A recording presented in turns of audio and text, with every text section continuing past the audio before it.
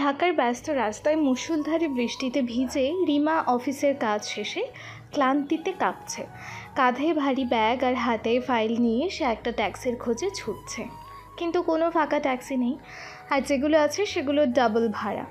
রিমার তো মধ্যবিত্ত মেয়ের জন্য সেটা অসম্ভব। রিমা বিরক্তি আর ঠান্ডায় কাঁপতে কাঁপতে বলে, উফ, এই বৃষ্টির রাত আর এই ঢাকা শহর, আজ একটা ট্রাফিকও পাবো না নাকি? রাত বাড়ছে, মা চিন্তা করছে, আর রিমা বৃষ্টিতে ভিজছি। আসলে আমি একটা গাধি মেয়ে। বৃষ্টির মৌসুম আর অফিসে যাওয়ার সময় ছাতা আনতে ভুলে গেছি। মন যে কোথায় থাকে অফিস আসার সময় আল্লাহই জানে। রিমার চুল থেকে পানি চুইয়ে মুখে পড়ছে। রিমা ক্লান্ত চোখে সামনের দিকে তাকায়। তার চুল থেকে টুপটুপ করে পানি মুখে পড়ছে। চোখ মুছতে গিয়ে দেখে সেখানেও জলের ধারা। বৃষ্টির না ক্লান্তি সে বোঝে না। হঠাৎ তার চোখ আটকে যায় রাস্তার কোণে ভাঙা ছাতা মাথায় বসে থাকা এক ভিখারির দিকে। ছেঁড়া লুঙ্গি আর পুরনো শার্ট পরা লোকটি, যার সামনে ময়লা থালায় কিছু খুচরো পয়সা। বৃষ্টির মধ্যে অস্বাভাবিক শান্ত। লোকটি আসলে এই শহরের সবচেয়ে বড় বিজনেস এম্পায়ারের একমাত্র উত্তরাধিকারী আরাফ। ম্যাডাম, এত ভিজছেন কেন? আমার ছাতাটা নিয়ে নিন। রিমা চমকে ওঠে। কে তাকে ডাকছে এই দুর্যোগের রাতে? সে ভিখারিটার দিকে তাকায়। তার চোখে একটা অদ্ভুত শান্ত ভাব। রিমার মনে হয় এই চোখ যেন গভীর কোনো সমুদ্রের মতো। সে ঠোঁটে এক চিলতে হাসি এনে তার ভাঙা ছাতার দিকে ইশারা করে হেসে বলে, আপনার ছাতা তো ভাঙা, ওটা দিয়ে বৃষ্টি থামাবো কি করে? দেখেন না মাঝখানে একটা বড় ফুটো। আরাফ মুচকি হাসে। তার কণ্ঠস্বরে এক ধরনের আত্মবিশ্বাস যা ভিখারির সাথে মানায় না। কিন্তু ম্যাডাম, আমার মন অক্ষত। বাঙ্গা ছাতা দিয়ে শরীরের বৃষ্টি থামানো যায় না ঠিকই, তবে এই বাঙ্গা ছাতার নিচে আশ্রয় নিলে হয়তো মনের ভেতরের জ্বর কিছুটা শান্ত হতে পারে। শরীর ভিজলে শীতে ধরে, কিন্তু মন ভিজলে তো সারা জীবন কষ্ট পেতে হয়। রিমার হাসি মিলিয়ে যায়। ভিখারির গভীর কথায় সে কিছুটা থমকে দাঁড়ায়। ওই লোকটার কথা বলার ভঙ্গি, তার চোখের গভীরতা, এসব একজন সাধারণ ভিখারির মতো না। তার কথার মধ্যে এক ধরনের দর্শন আছে। রিমা পকেট থেকে কিছু খুচরো পয়সা বের করে তার থালায় ছুঁড়ে দেয়। পয়সাগুলো থালায় পড়ে ঝনঝন শব্দ করে। ঠিক আছে বাবা, আপনার কথা যুক্তি আছে, ভালো থাকবেন। আপনার ভাঙা ছাতা নিয়ে পথ চলেন, একদিন নিশ্চয়ই সব ঠিক হয়ে যাবে। রিমা ট্যাক্সির খুঁজে দৌড়াচ্ছিল, কিন্তু মনে হলো যেন কেউ তাকে পেছন থেকে টানছে। ঘুরে দেখলো সেই ভিখারি তখনও সেখানেই বসে। তার চোখ রিমার দিকে স্থির। সেই চোখে কোনো দীনতা বা অসহায়ত্ব ছিল না, বরং ছিল এক অদ্ভুত দৃঢ়তা ও গভীরতা। রিমা চমকে গেল, যেন সে কেবল একজন ভিখারিকে নয়, এক রহস্যময় সত্তাকে দেখছে। তার মন অস্থির হয়ে উঠল। এই কেমন ভিখারি? ওর চোখে এত দৃঢ়তা, যেন এই শহরের সব রহস্য ওর চোখে লুকানো। ওর কথাগুলো কেমন যেন অন্যরকম। রিমা দ্রুত চলে গেলেও এই ভিখারির ছবি তার মনে গেঁথে রইল। বৃষ্টির ফোঁটার চেয়েও তার চোখের তীক্ষ্ণতা রিমার মনে গভীর ছাপ ফেলেছিল। পরের কয়েকদিন তার মনে শুধু সেই ভিখারির কথাই ঘুরপাক খাচ্ছিল। রোজ অফিসে যাওয়া আসার পথে সে ওই রাস্তা দিয়ে যেত এবং আরাফকে ঢাকার হাজারো ভিখারির ভিড়ে সহজেই আলাদা করে চিনতে পারত। আজকালও কেন জানি মনে পড়ছে বারবার, কি অদ্ভুত লোক। কোনো ভিখারি ওরকম কথা বলে নাকি? রিমা লক্ষ্য করে আরাফ অন্য ভিখারিদের মতো শুধু হাত পেতে বসে থাকে না। সকালে সে ফুল বিক্রি করে আর বিকেলে একদল রাস্তার বাচ্চাকে বর্ণমালা ও নামতা শেখায়। তার প্রতিটি কাজে বিরক্তি বা ক্লান্তি নয়, বরং এক ধরনের আত্মবিশ্বাস ও স্নিগ্ধতা ফুটে ওঠে। রাস্তার এক ছেলে বলে, আরাফ ভাই, কটা বাজলো? আরাফ হাসি মুখে বলে, এখনো 1 ঘন্টা বাকি। অঙ্কটা শেষ করো, তারপর ছুটি। আমি অঙ্ক পারি না।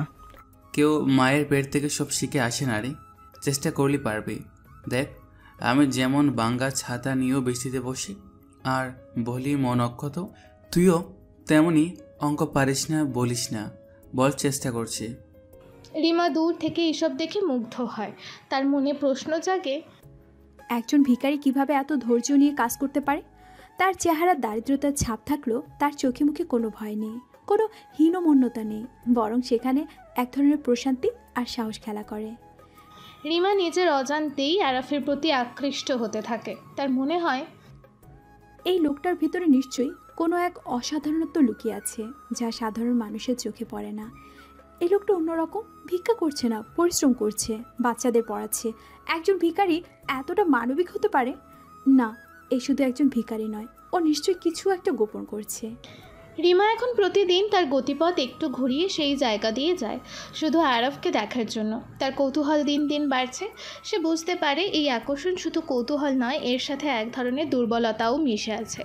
কয়েকদিন পর রিমার কৌতূহল এতটাই বেড়ে যায় যে সে আর নিজেকে আটকাতে পারে না। এক বিকেলে অফিস থেকে ফেরার পথে সে আরাফের কাছে এগিয়ে যায়। তখন আরাফ রাস্তার বাচ্চাদের ছুটি দিয়ে মাত্র উঠেছে। তার হাতে তখনও একটা ফুল রয়েছে যা বিক্রি হয়নি।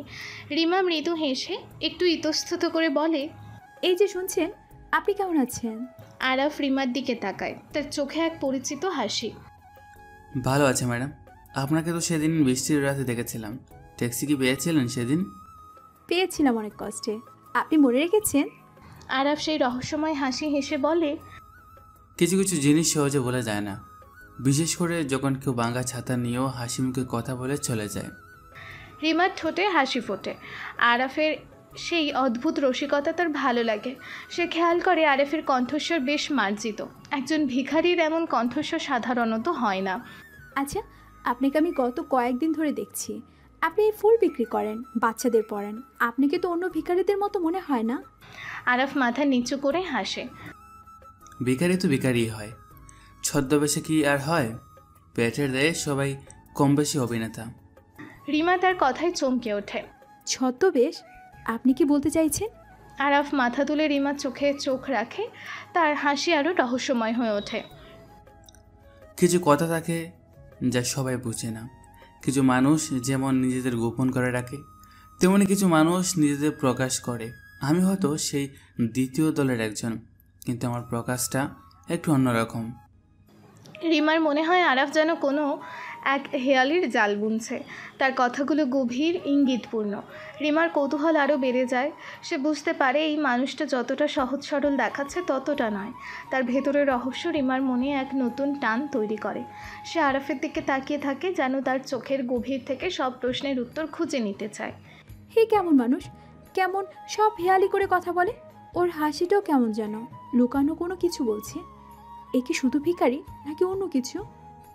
কি হলো ম্যাডাম, এত গভীরভাবে কি ভাবছেন? না মানে কিছু না। আপনার নাম জানতে পারি? আমার নাম আরাফ। আপনার নাম? নামটা শুনেই রিমা চমকে ওঠে। মনে মনে বলে, আরাফ? এই নামে তো একজন আছে, যে এই বাংলাদেশের শীর্ষ ধনী পরিবারের একমাত্র ছেলে। এই কি সেই? না, এ হতে যাবে কেন? এ তো ভিখারি। জি, আমার নাম রিয়া, পেশা একজন সাংবাদিক। খুব সুন্দর নাম। ধন্যবাদ। আসি তাহলে, বাসায় আম্মু অপেক্ষা করছেন। সাবধানে যাবেন। ওকে, বাই। বলেই রিমা চলে যেতে নেয়। কয়েক কদম যেতেই পেছন থেকে আরাফের কণ্ঠ ভেসে আসে। ম্যাডাম শুনুন। কি বলে? আরাফ তার হাতে থাকা গোলাপ ফুলটা রিমার দিকে এগিয়ে দেয়। নিন, এটা আপনার জন্য। আপনার জন্য? কেন? এই ফুলটা আপনার মনের মতোই, তাই ভাবলাম এটা আপনাকে দিয়ে দেওয়া যাক। আমার মনে হলো এটা আপনার জন্য আমার হাতে বিধাতা রেখে দিয়েছেন, তাই আপনার জিনিস আপনাকে দিতে এসেছি। আপনি কি ভিখারি না কোনো কবি? এই দুনিয়ায় সবাই কবি হয়ে যায় যখন সে তার মনের কথা বলে। ইমপ্রেস করার চেষ্টা করছেন? না ম্যাডাম, ফুল দিচ্ছি। ফুলটা গ্রহণ করলে খুশি হব। রিমা একটু ইতস্তত করে ফুলটা হাতে নিল। ধন্যবাদ, আসি। ঠিক আছে, সাবধানে যান। সে প্রতিদিন আরাফের কাছে যায়, তার সাথে কথা বলে। তাদের মধ্যে হালকা কিছু খুনসুটি, কিছু মজার কথা বিনিময় হয়। রিমার দিনগুলো যেন আরাফের পাশে বসে পূর্ণতা পায়। সে আরাফের বুদ্ধিদীপ্ত কথা, তার শান্ত স্বভাব, সব কিছুতেই মুগ্ধ হয়ে ওঠে। একদিন বিকেলে সূর্য যখন পশ্চিমে হেলে পড়েছে আর ঢাকা শহরের আকাশ কমলা রঙে সেজে উঠেছে, রিমা আরাফকে সরাসরি তার মনের প্রশ্নটা করে বসে। রিমা আরাফের পাশে বসে, তার চোখে চোখ রেখে কণ্ঠে দৃঢ়তা নিয়ে বলে, আচ্ছা আরাফ, আমি অনেক ভেবেছি আপনি কেন এরকম। আপনি আসলে কে? আপনি তো ভিখারি নন। আপনার কথা বলার ধরন, চোখ, বুদ্ধি, এগুলো কি একজন সাধারণ ভিখারি হতে পারে? আপনি কেন নিজেকে এভাবে লুকিয়ে রাখছেন? কেন এসব করছেন? আরাফ শান্তভাবে হাসে, তার চোখ দুটো সূর্যাস্তের আলোয় আরও উজ্জ্বল দেখায়। এত প্রশ্ন কেন ম্যাডাম, উত্তর করছেন? রিমা একটু রেগে গিয়ে বলে, উত্তর খুঁজছি না তো কি? আমি প্রতিদিন আপনার এই রহস্য দেখতে দেখতে ক্লান্ত। আপনি কেন আমাকে সত্যি বলছেন না? আমাকে বিশ্বাস করেন না? আরাফ রিমার দিকে তাকায়, তার হাসিটা আরও গভীর হয়, আরও রহস্যময়। সে রিমার হাত ধরে, তার হাতের উষ্ণতা রিমার শিরায় শিরায় ছড়িয়ে যায়। রিমার মনে হয় আরাফের স্পর্শে যেন এক অদ্ভুত শক্তি আছে। আরাফের চোখের দিকে তাকালে রিমা সব কিছু ভুলে যায়। আরাফ ফিসফিস করে, তার কণ্ঠস্বরে এক ধরনের দৃঢ়তা যা রিমার মনকে নাড়িয়ে দেয়। বিশ্বাস করি ম্যাডাম, বিশ্বাস করি বলেই তো আপনাকে কিছু বলতে পারছি না। আপনি সময় নিয়ে দেখুন, ধৈর্য ধরুন। আমি যা, তা আপনার কল্পনার বাইরে, এমন কিছু যা আপনি কোনোদিনও ভাবতেও পারবেন না। আমার জীবনটা একটা খোলা বইয়ের মতো, কিন্তু তার কিছু পাতা এখনও আটা দিয়ে জোড়া লাগানো। সময় হলে সব খুলবে। আরাফের রহস্যময় উত্তর রিমার কৌতূহলকে তীব্র মুগ্ধতায় রূপান্তরিত করে। সে বুঝতে পারে আরাফের ছদ্মবেশের পেছনে গভীর কোনো কারণ আছে, হয়তো বেদনা, প্রতিশোধ বা বিশাল কোনো পরিকল্পনা। রিমা আর কথা বলতে পারে না, শুধু আরাফের চোখে তাকিয়ে থাকে। তাদের নীরবতা যেন আরও অনেক কথা বলে যায়। সেই দিন থেকে রিমার জীবনে আরাফ এক নতুন অধ্যায়ের সূচনা করে। সে তার প্রতি এক অদ্ভুত টান অনুভব করতে থাকে, যা সে আগে কখনো অনুভব করেনি। তাদের সম্পর্ক ক্রমশ গভীর হতে থাকে। একদিন রিমা অফিসের কাজ শেষ করে ফিরছিল। ঢাকার সন্ধ্যা জঞ্জাটে কোলাহলময়। তার রিকশাটা মোড় ঘুরতেই চোখে পড়ল সেই পরিচিত দৃশ্য। আরাফ তখনও রাস্তার কোণে বসে আছে, তবে আজ তার হাতে কোনো ফুল নেই, বাচ্চাদের কোলাহল নেই। সে নিবিষ্ট মনে একটা ছেঁড়া বই পড়ছে। রিমার মনে সে প্রথম রাতের মুগ্ধতা আর কৌতূহল আবারও জেগে ওঠে। সে জানে না কেন, কিন্তু আরাফকে অনুসরণ করার একটা তীব্র ইচ্ছে তার মনে চেপে বসে। সন্ধ্যা হয়ে গেছে, এখন এখানে বসে আছেন কেন? কি পড়েও? সাধারণ ভিখারি তো এভাবে বই পড়ে না। ওর মধ্যে কিছু আছে, কিন্তু কি সেটা? রিকশা থেকে নেমে কিছুটা দূরে দাঁড়ায় রিমা। আরাফ বইটা বন্ধ করে উঠে দাঁড়ায়। রাতের আবছা আলোয় তার ছায়াটা দীর্ঘ দেখায়। সে শহরের এক গলিপথের দিকে এগোতে থাকে। রিমা আর নিজেকে আটকাতে পারে না। সে আরাফের পেছন পেছন হাঁটতে শুরু করে, যতটা সম্ভব দূরত্ব বজায় রেখে। গলিপথটা আঁকাবাঁকা, আশেপাশের ঘরবাড়িগুলো পুরনো। কোথায় যাচ্ছে ও? এইরকম একটা জায়গায় কী করছে? আরাফ একটা পুরনো বাড়ির সামনে এসে দাঁড়ায়। বাড়িটা বাইরে থেকে সাধারণ দেখালেও কেমন যেন একটা রহস্যময় নীরবতা ছেয়ে আছে চারপাশে। আরাফ চারপাশে একবার সতর্ক চোখে তাকিয়ে তারপর দরজা খুলে ভেতরে ঢোকে। রিমা কাছাকাছি এসে একটা ল্যাম্পপোস্টের আড়ালে লুকিয়ে পড়ে। তার বুক ধড়ফড় করছে। সে অবাক হয়ে দেখে আরাফের ভেতর ঢোকার পর একটা চিকন আলো জ্বলে উঠল বাড়ির ভেতরে, যা বাইরে থেকে বোঝা যায় না। আরাফ নিজের মনে মৃদু হেসে বলে, মেয়েটা পিছু নিয়েছে দেখছি। আমি জানতাম তুমি এটাই করবে। কৌতূহলটা ভালোই বেড়েছে, তবে এখনও অনেক কিছু অজানা। আরাফ ভেতরের দিকে চলে যায়। রিমা আরও কিছুক্ষণ সেখানে দাঁড়িয়ে থাকে। সে ভাবতে থাকে আরাফের এই জীবনটা কতটা রহস্যময়। তার মনে একটা মিশ্র অনুভূতি কাজ করে, ভয়, কৌতূহল আর এক অদ্ভুত টান। সে বুঝতে পারে আরাফের আসল পরিচয় এই ভাঙাচোরা বাড়ির ভেতরেই লুকিয়ে আছে, আর সেটা তার ধারণার বাইরে। রিমা সেখান থেকে চলে আসে, কিন্তু তার মনে আরাফের রহস্য আরও জেঁকে বসে। পরদিন বিকেলে রিমা আবারও আরাফের কাছে যায়। আজ তার মনটা হালকা। কাল রাতের রহস্যময় অভিজ্ঞতা তাকে আরও বেশি আরাফের প্রতি আগ্রহী করে তুলেছে। সে দেখে আরাফ বাচ্চাদের অঙ্ক শেখাচ্ছে। বাচ্চাদের ছুটি দিয়ে আরাফ যখন উঠতে যায়, রিমা এগিয়ে আসে, তার চোখে দুষ্টুমি। কি ব্যাপার মিস্টার ভিখারি? কাল রাতে এত জলদি উধাও হয়ে গিয়েছিলেন। এত খুঁজলাম, পেলাম না। শেষে ভাবলাম বোধহয় ভুট্টুত দেখে ভয় পেয়ে পালিয়ে গেছেন। আরাফ হাসে, রিমার দিকে তাকিয়ে তার চোখে চোখ রেখে বলে, ওহ ম্যাডাম, আপনি দেখি একজন ভিখারিরও পিছু নেন। বই তো আপনারই পাওয়া উচিত। রাতে আধারে আমাদের মতো মানুষের পিছু নিলে। রিমা আরাফের কথার ধরন দেখে অবাক হয়ে, আমি আমি পিছু নেব কেন? আমি তো কেবল দেখছিলাম আপনি আপনার ডেরায় ফিরছেন না কেন। শুনেছি নাকি ভিখারিরাও আজকাল গোপন ডেরা রাখে। আমার ডেরা তো এই রাস্তার কোণে ম্যাডাম, কিন্তু আপনার কৌতূহল দেখছি সীমা ছাড়িয়ে গেছে।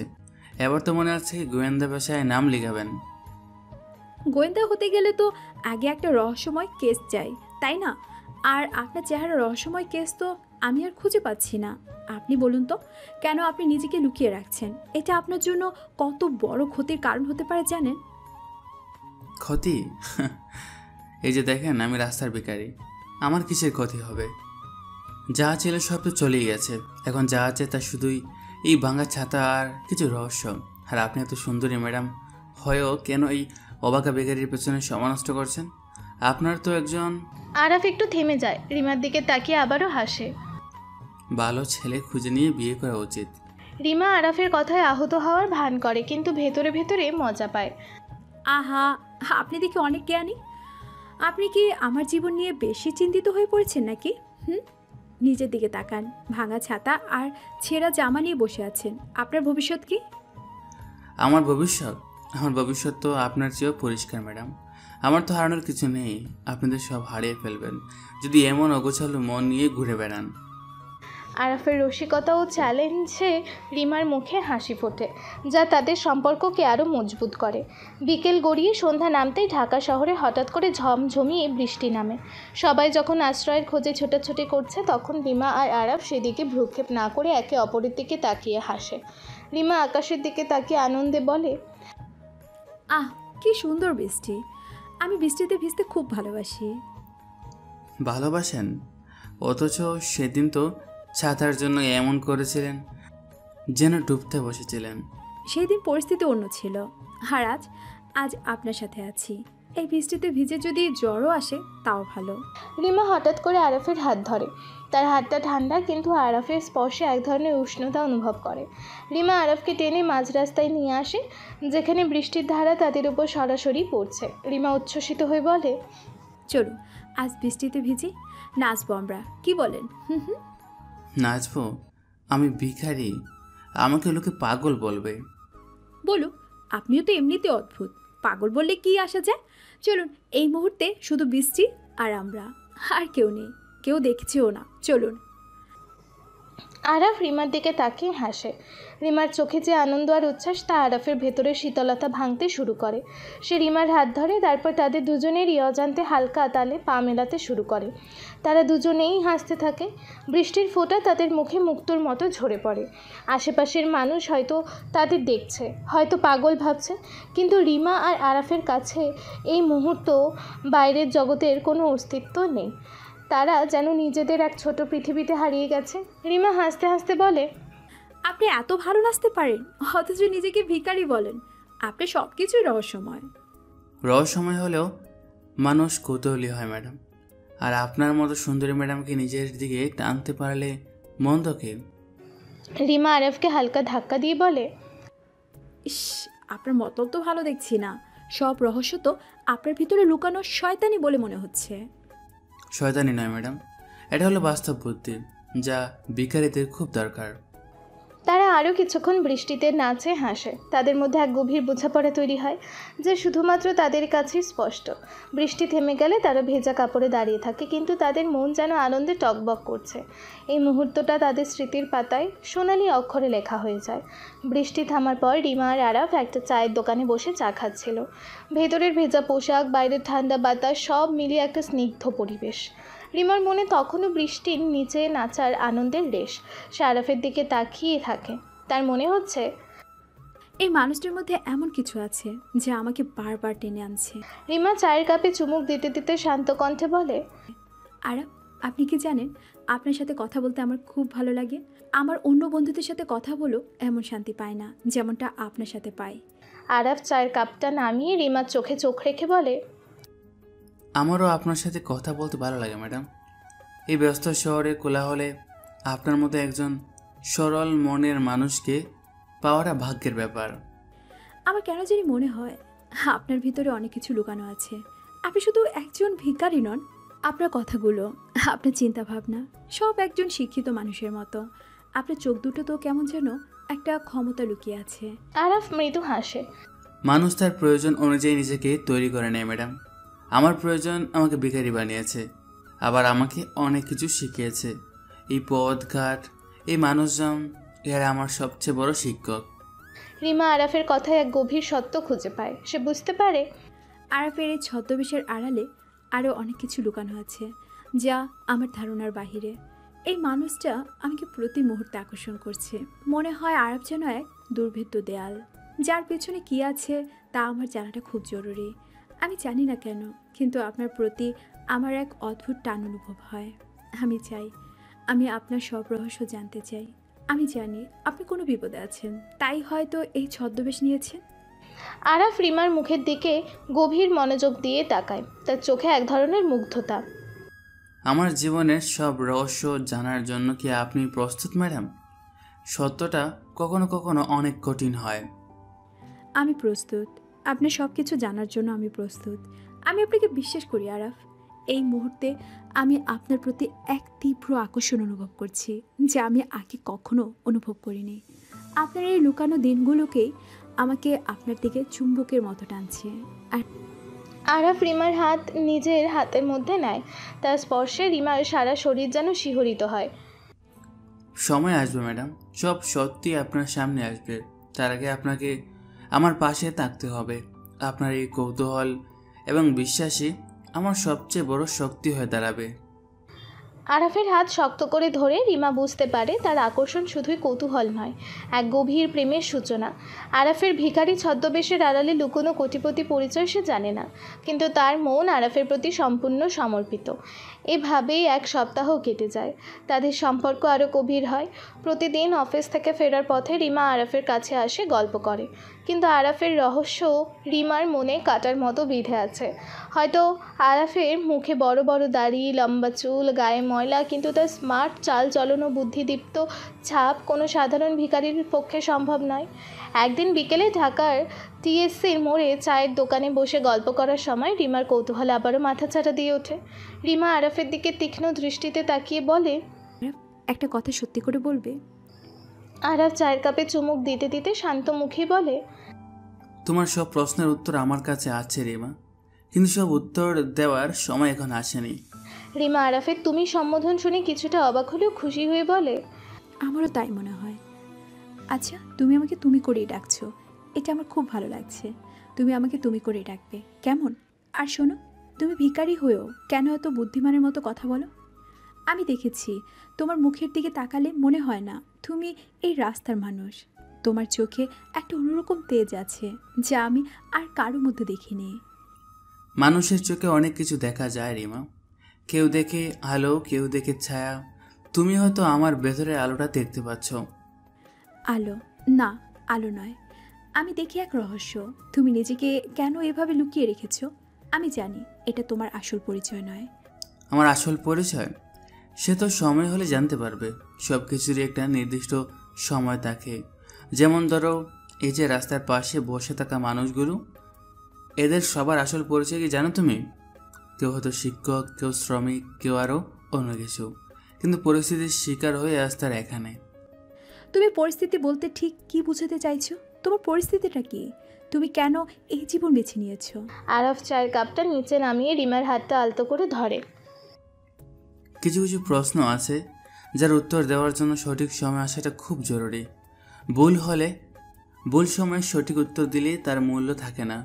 বিশ্বাস করো রেমা, যেদিন আমার সময় আসবে সেদিন আমি তোমাকে সব বলবো। তার আগে শুধু আমার উপর ভরসা রাখো। আরাফের প্রতি রিমার ভালোবাসা বাড়লেও তার রহস্যময়তা রিমাকে আরও বেশি টানে, যা তার কৌতূহল ও অস্থিরতা বাড়ায়। সেদিন রাতে রিমার ঘুম হচ্ছিল না। রাত দুটোয় একটা ক্ষীণ শব্দে তার ঘুম ভাঙে। জানালা দিয়ে দেখে বাড়ির উল্টো দিকের জনশূন্য গলিতে আরাফ পুরনো পোশাকে হাতে একটা গ্যাজেট নিয়ে দাঁড়িয়ে আছে। আবছা আলোয় তার মুখটা পাথরের মতো দেখাচ্ছে। রিমা চুপি চুপি বাসা থেকে বেরিয়ে আরাফ থেকে একটু দূরে দাঁড়ায়। আরাফকে এবার শান্ত কিন্তু দৃঢ় কণ্ঠে হেডসেটে কথা বলতে শোনা যায়। হ্যাঁ বলো। অপর পাশ থেকে আরাফের মেয়ে সেক্রেটারি নীরা বলে, বস, আজকে টার্গেট চাচার মানুষের অডিও ফাঁস হয়ে গেছে। পরিকল্পনা অনুযায়ী সবটি তো আমাদের কাছেই আছে, তারা এখন চরম বিপদে। গ্যাজেটের লাউডে থাকায় বস শব্দ শুনে রিমার বুক ধরফর করে ওঠে। মনে মনে বলে, বস, টার্গেট চাচার মানুষ? এ কেমন কথা? সে আরও মন দিয়ে শোনার চেষ্টা করে, কিন্তু বাতাস আর বৃষ্টির ঝিরিঝিরি শব্দের কারণে সব স্পষ্ট বোঝা যায় না। তবে আরাফের কণ্ঠস্বর এখন সম্পূর্ণ ভিন্ন। তাতে কোনো ভিখারির দীনতা নেই, বরং আছে একজন নেতার দৃঢ়তা। আরাফ ঠান্ডা গলায় বলে, ভালো, অসুবিধা নেই। তাদের যত সম্পদ আছে সব শেষ করে দাও। কাল থেকে তাদের শেয়ারে রক্তমাখা হবে, একজনকেও ছাড়বে না। মনে রাখবে, এটা শুধু ব্যবসা নয়, এটা প্রতিশোধের প্রথম ধাপ। রিমার শরীর হিম হয়ে আসে। সে আবারও মনে মনে বলে, প্রতিশোধ? সে আর রক্ত মাখা হবে। এ কোন আরাফ যে আরাফ আমার সাথে হেসে কথা বলে, বাচ্চাদের পড়ায়? সে আরাফ কি এমন শীতল কণ্ঠে এত ভয়ঙ্কর কথা বলতে পারে? আরাফের নির্মম শিকারীর মতো চেহারা দেখে রিমার মনে তীব্র সাসপেন্স আর ষড়যন্ত্রের আতঙ্ক কাজ করে। সেই ভয়ঙ্কর দৃশ্য মনে নিয়ে রিমা দ্রুত সরে আসে। নিশ্চিত হয় যে আরাফের আসল রূপ সে সামান্যই দেখেছে। পরদিন সকালে অফিসে তার মন অস্থির। কাজের সময় আরাফের কল আসাতেই রিমার বুক ধুকপুক করে ওঠে। সে স্বাভাবিকতা আনার চেষ্টা করে ফোনে কথা বলে। হ্যালো আরাফ, কি ব্যাপার? এত সকাল সকাল ফোন দিলে যে? আরাফ হাসি হাসি কণ্ঠে বলে, সকাল হয়েছে বলেই তো ফোন দিলাম রিমা। রাতে কি ভালো ঘুম হয়েছে, নাকি কাল রাতে বৃষ্টিতে ভিজে জ্বর বাঁধিয়েছ? রিমা আশ্চর্য হয়ে বলে, না, জ্বর হয়নি, কিন্তু তোমার কণ্ঠস্বর যেন কেমন লাগছিল, ঘুম ঘুম। ঘুম? আমার তো ঘুমই আসছে না রিমা। সারা রাত ভাবি কীভাবে আরও কিছু ফুল বিক্রি করব, আর কিভাবে কিছু বাচ্চা জোগাড় করব যাদের শেখাবো। আমার তো স্বপ্ন দেখা বারণ। রিমার কানে তখনও কাল রাতের প্রতিশোধ আর রক্তমাখা শেয়ারের কথাগুলো বাজছে। সে আরাফের কথার সাথে তার আসল রূপ মেলাতে পারে না। তার মনে বিভ্রান্তি আরও বাড়ে। রিমা মনে মনে ভাবে, এই মানুষটা কি অভিনয় করছে আমার সাথে, নাকি সত্যি ও এত নিষ্পাপ? উফ, এর এই দোতসত্তা আমাকে পাগল করে দেবে। ঠিক এই সময় আরাফ তার গোপন ম্যানশনের মিটিং রুমে বসে আছে। সেখানে তার কয়েকজন সহযোগী, সেখানে নীরা এবং একজন বডিগার্ডের মতো দেখতে পুরুষ সদস্য। তাদের সামনে একটি বড় স্ক্রিনে বিভিন্ন কোম্পানির শেয়ারের গ্রাফ দেখা যাচ্ছে। নীরা মৃদু হেসে বলে, বস, আপনার সেই সাংবাদিক বান্ধবীকে কি করবেন? তিনি তো আপনার খুব কাছাকাছি চলে এসেছেন। আপনার নিরাপত্তার জন্য এটি কি বিপজ্জনক নয়? আরাফ হাসে, কিন্তু তার হাসিটা রহস্যময়। তার চোখে এক ধরনের বিষাদ আর ভালোবাসা মেশানো। ও এখনও জানে না ওই আমার সবচেয়ে বড় উইকনেস। ওর সরলতা, ওর কৌতূহল, ওর ভালোবাসা, এটা আমার কাছে সবচেয়ে মূল্যবান। হয়তো এই দুর্বলতা একদিন আমার সব কিছু শেষ করে দেবে, কিন্তু আমি ওকে হারাতে চাই না। ওকে রক্ষা করার দায়িত্ব আমার। বস, আপনার চাচা কিন্তু আপনার উপরে নজর রেখেছেন। তিনি জানতে পারলে? তিনি কিছুই জানতে পারবে না। আমি এমনভাবে ছক ঘষিয়েছি যে তিনি খুনাক্করও টের পাবেন না। তার ভাতিজা তার চোখের সামনে দিয়ে ঘুরে বেড়াচ্ছে। আরাফের কথায় এক ধরনের দৃঢ়তা ফুটে ওঠে। রিমা হয়তো এই কথোপকথন শুনতে পাচ্ছে না, কিন্তু সে আরাফের এই দৈত্য সত্তা নিয়ে ভীষণ চিন্তিত। তার মনে হচ্ছে সে এক ভয়ঙ্কর খেলার অংশ হয়ে যাচ্ছে, যার নিয়মাবলী তার অজানা। তার মনের মধ্যে এক অস্থিরতা, এক বিপদাসন্ন হওয়ার পূর্বাভাস। পরের দিন অফিসের কাজ সেরে রিমা বাড়ি ফিরে আসে। তার মনটা আজ খুব ভার। আরাফের রহস্যময় দিকগুলো তাকে পীড়া দিচ্ছে। সে তার রুমে একা বসে ভাবে। তার চোখে আরাফের শান্ত মুখটা ভেসে ওঠে। আবারও ভেসে ওঠে রাতের অন্ধকারে হেডসেটে কথা বলা আরাফের কঠিন মুখটা। তার মনে একটা অজানা ভয় বাসা বাঁধতে শুরু করে। এই মানুষটাকে, একজন ভিখারি যে বাচ্চাদের পড়ায়, ফুল বিক্রি করে, আর রাতের আধারে ব্যবসায় জটিল পরিকল্পনা করে, প্রতিশোধের কথা বলে। আমার মন বলছে ও খারাপ মানুষ নয়, কিন্তু ওর এই গোপন জীবন, এটা আমাকে ভয় দেখাচ্ছে। রিমা মনে মনে আরাফের প্রতি তার ভালোবাসার কথা স্বীকার করে। আরাফ তার জীবনে একটা অন্য রকম আলো নিয়ে এসেছে, কিন্তু এই আলোর পেছনে একটা গভীর অন্ধকারও লুকিয়ে আছে, যা তাকে অস্থির করে তুলছে। রিমা নিজের সাথে কথা বলছে, আমি ওকে বিশ্বাস করি, কিন্তু কি বিশ্বাস করি? যে ও একজন ভিখারি, অথচ ওর চোখে এত বুদ্ধি? নাকি ও একজন কোটিপতি যে প্রতিশোধ নিতে ভিখারি সেজেছে? যদি ও কোনো বিপদে পড়ে, যদি ওর এই গোপন দুনিয়া আমাকে বিপদে ফেলে দেয়? রিমার মনে একটা দ্বন্দ্ব শুরু হয়। সে আরাফের প্রতি তার ভালোবাসাকে ধরে রাখতে চায়, কিন্তু তার লুকোনো জীবনের বিপদ থেকে সে নিজেকে সুরক্ষিতও রাখতে চায়। তার মনে হয়, এই ভিখারি কি সত্যি যা দেখায় তাই, নাকি এর পেছনে আরও বড় কোনো উদ্দেশ্য লুকিয়ে আছে? একটা সময় পর্যন্ত কৌতূহল ছিল মজার, কিন্তু এখন সেই কৌতূহল আমাকে ভয় দেখাচ্ছে। মনে হচ্ছে এ যেন একটা গভীর জলের ধারে দাঁড়িয়ে আছি, আর সামনে কি আছে তা না জেনে পা বাড়াতে চাইছি। আমার ভালোবাসা কি আমাকে অন্ধ করে দিচ্ছে, নাকি আমি সঠিক পথেই আছি? আর তুমি আমাকে তোমার আসল রূপটা দেখাও।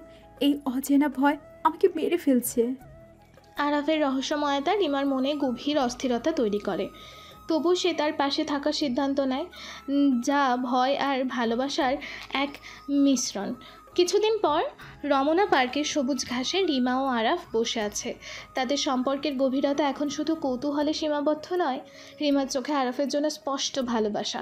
সে আরাফের দিকে তাকিয়ে অজুহাত খুঁজে আরও সময় কাটানোর। রিমা আরাফের দিকে ঘুরে বসে মৃদু হেসে বলে, আরাফ, জানো আজকাল আমার দিনগুলো শুধু তোমাকে ঘিরে অবতীর্ণ হয়। সকালে ঘুম থেকে উঠি আর ভাবি কখন তোমার সাথে দেখা হবে। অফিসের কাজ করার সময়ও তোমার কথা মনে পড়ে। এটা কি হচ্ছে আমার সাথে? আমারও একই অনুভূতি রিমা।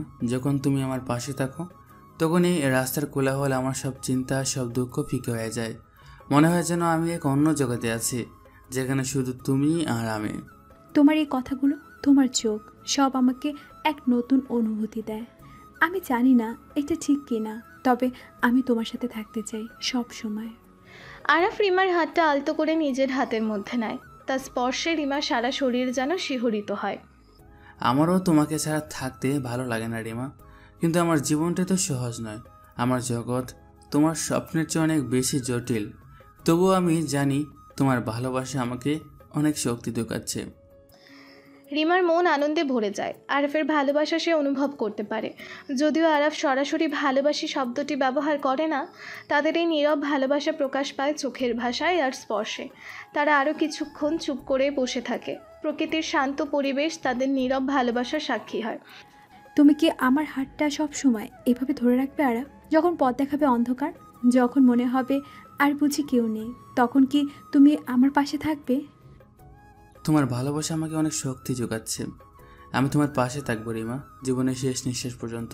কারণ তোমার মতো একটা খাঁটি মনের মানুষকে খুঁজে পাওয়া যায় না। তুমি আমার কাছে এক অমূল্য সম্পদ। আরাফের কথায় রিমার মনে গভীর আস্থা আসে। সে তার কাঁধে মাথা রাখে। তাদের রোমান্টিক মুহূর্তগুলো নীরবতা আর অনুভূতির বিনিময়ে গড়ে ওঠে। আরাফ রিমার কপালে আলতো করে চুমু খায়। রাত গভীর। ঢাকার ধানমন্ডির গোপন ম্যানশনের বিলাসবহুল কনফারেন্স রুমে আরাফ কালো শার্টে দৃঢ় মুখে বসে আছে। বড় স্ক্রিনে শেয়ার বাজারের গ্রাফ ও চাচার সাম্রাজ্যের দুর্বল দিকগুলো ভেসে উঠছে। বাইরে তাকে ভিখারি হিসেবে চিনলেও এখানে সে এক ক্ষমতাবান বিজনেস টাইকুন। তার নারী সেক্রেটারি ও শক্তিশালী বডিগার্ড সহ টিম তাকে রিপোর্ট দিচ্ছে।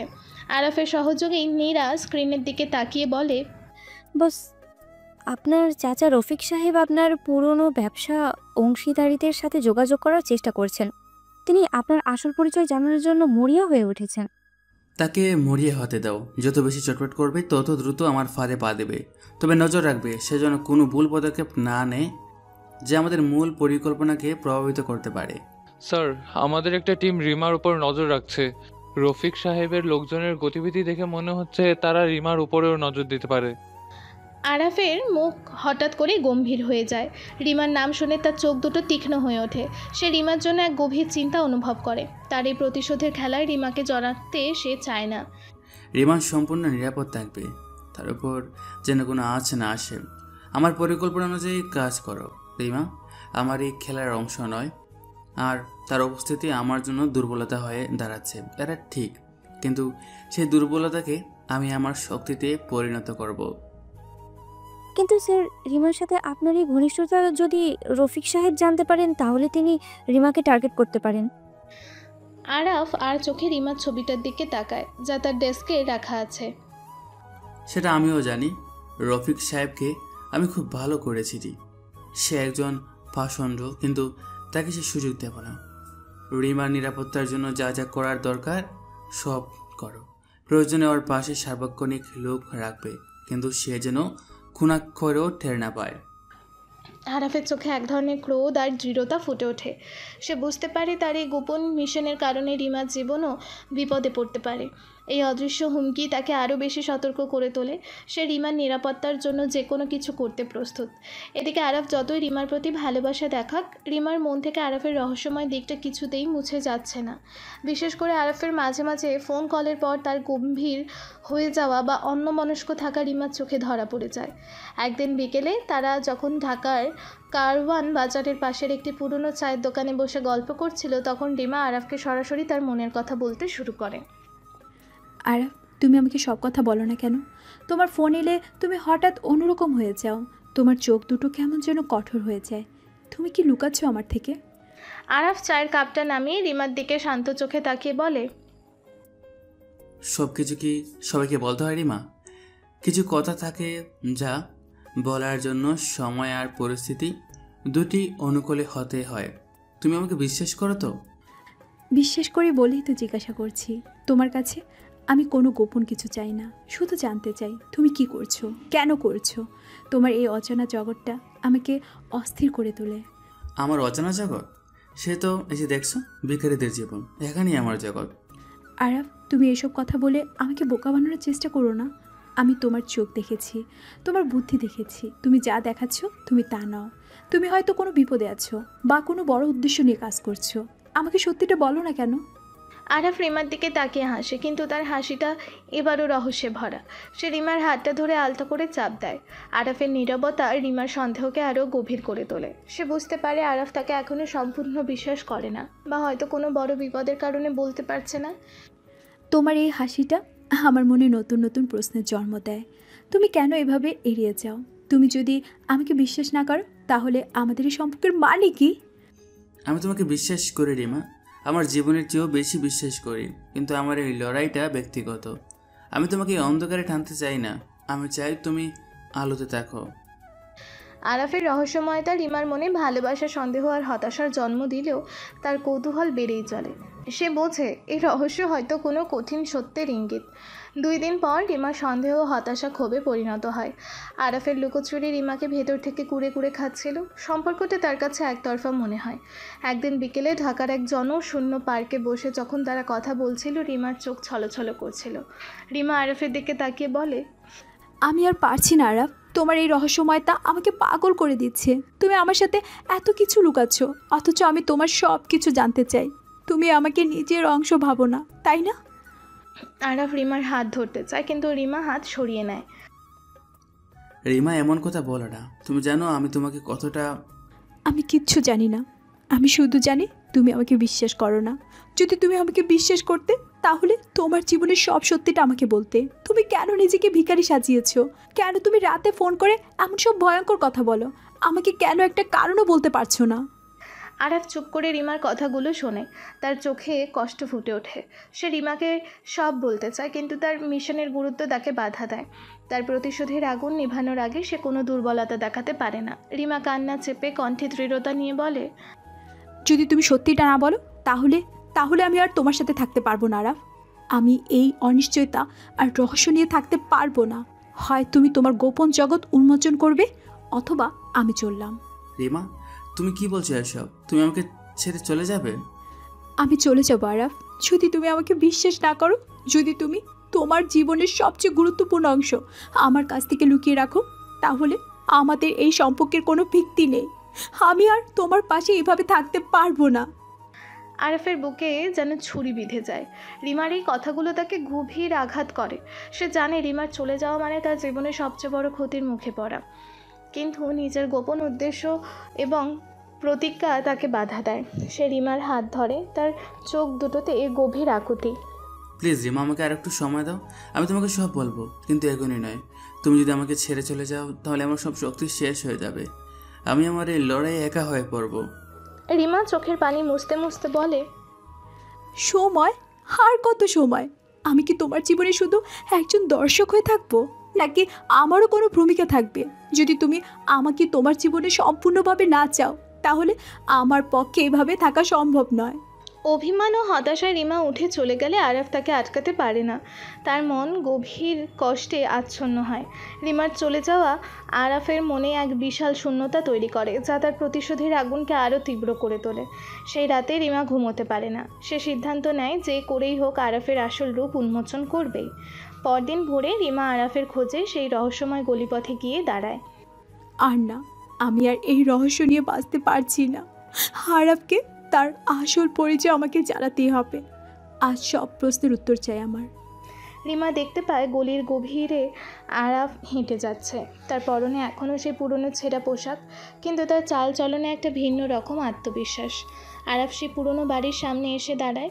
রিমা দ্রুত লুকিয়ে পড়ে একটা ময়লার ডাম্পস্টারের আড়ালে। আরাফ আশেপাশে সতর্ক দৃষ্টিতে তাকিয়ে নেয়, তারপর খুব সাবধানে একটা গোপন কোড চাপ দিয়ে দরজা খুলে ভেতরে ঢুকে যায়। দরজাটা আবারও নিঃশব্দে বন্ধ হয়ে যায়। সে এই বাড়িতে থাকে? একটা ভিখারি এমন একটা বাড়িতে কেন থাকবে? রিমার কৌতূহল এখন তুঙ্গে। সে দ্রুত লুকিয়ে থাকা জায়গা থেকে বেরিয়ে আসে, দরজার দিকে এগিয়ে যায়। সে খেয়াল করে দরজার হ্যান্ডেলটা বেশ পুরনো আর মরিচা পোড়া দেখাচ্ছে। সাধারণ মানুষের চোখে হয়তো এটা কিছুই নয়, কিন্তু রিমার কাছে এটা এখন রহস্যের কেন্দ্রবিন্দু। সে আলতো করে দরজার হ্যান্ডেলটা ঘোরানোর চেষ্টা করে, লক করা। কিন্তু আরাফ কীভাবে খুলল? সে দরজার আশেপাশের দেয়ালগুলো হাত দিয়ে দেখে। হঠাৎ তার হাত একটা ছোট্ট প্যানেলে পড়ে। সেখানে কিছু অস্পষ্ট চিহ্ন। রিমা নিজের সাথে ফিসফিস করে, আরব নিশ্চয়ই এখানে কোনো গোপন কিছু চাপ দিয়েছিল। কি হতে পারে সেটা? আরাফকে অনুসরণ করে রিমা তার দরজায় প্রবেশের কৌশল মনে করার চেষ্টা করে। আরাফ যেখানে হাত রেখেছিল সেখানে চাপ দিতেই গোপন দরজাটা মৃদু শব্দে খুলে যায়। বুক ধরফর করা উত্তেজনা নিয়ে রিমা সাবধানে ভেতরে প্রবেশ করে, আর দরজাটা নিঃশব্দে বন্ধ হয়ে যায়। ভেতরে ঢুকতেই সে এক অন্ধকার বিশাল হল ঘর দেখতে পায়, যা বাইরের সাধারণ বাড়ির চেহারার সম্পূর্ণ বিপরীত। ভয়ে ভয়ে আরও ভেতরে ঢুকে করিডোরে পেরিয়ে রিমা এক আলোকিত ঘরের আবছা দৃশ্যের দিকে এগিয়ে যায়। এ কোথায় এলাম আমি? এটা কি সত্যি আরাফের বাড়ি? বিশ্বাস হচ্ছে না। রিমা সাবধানে সেই আলোকিত ঘরের দরজার সামনে দাঁড়ায়। ঘরের ভেতর থেকে মৃদু ল্যাপটপের শব্দ আর কাগজের খসখস আওয়াজ ভেসে আসছে। সে দরজা ঠেলে ভেতরে ঢুকে পড়ে। ভেতরে প্রবেশ করতেই রিমার চোখ কপালে ওঠে। তার মুখ হাঁ হয়ে যায়। সে যা দেখে তা তার কল্পনারও বাইরে। ও মাই গড, এটা কি? ঘরটা একটা আধুনিক অফিসের মতো সাজানো। একপাশে কাচের দেয়াল, যা দিয়ে একটা সুবিশাল গ্যারেজ দেখা যায়। সে গ্যারেজে সারি সারি বিলাসবহুল গাড়ি পার্ক করা আছে। ফেরারি, ল্যাম্বরগিনি, রলস রয়েলস সব তার চোখে ধাঁধিয়ে দিচ্ছে। টেবিলের ওপর ফাইলের পর ফাইল সাজানো, কোনোটা কোম্পানির লাভ ক্ষতির হিসাব, কোনোটা বা বড় বড় শেয়ার মার্কেটের রিপোর্ট। একটা সাদা বোর্ডের ওপর জটিল সব গ্রাফ আঁকা। তার পাশে একটা বড় মানচিত্র, যেখানে ঢাকার বিভিন্ন এলাকার চিহ্নিত করা আছে, আর একটা দেয়াল জুড়ে বড় বড় ছবি পিন করা। প্রতিটি ছবিতেই কিছু মানুষের মুখ, তাদের নিচে নাম, পেশা আর কিছু অদ্ভুত সাংকেতিক চিহ্ন। এটা তো একটা কোম্পানি। আর এই ছবিগুলো, এরা কারা? শত্রুদের তালিকা নাকি? রিমা কাঁপতে কাঁপতে এগিয়ে যায়। সে একটা ফাইল হাতে তুলে নেয়। সেখানে বড় বড় অক্ষরে রফিক এন্টারপ্রাইজ অধিগ্রহণ পরিকল্পনা।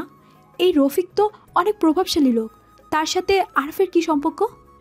এই রফিক নামটা তার কাছে কেমন যেন চেনা মনে হয়। আরাফ যেন একবার তার চাচার কথা বলেছিল। এবার বুঝলাম।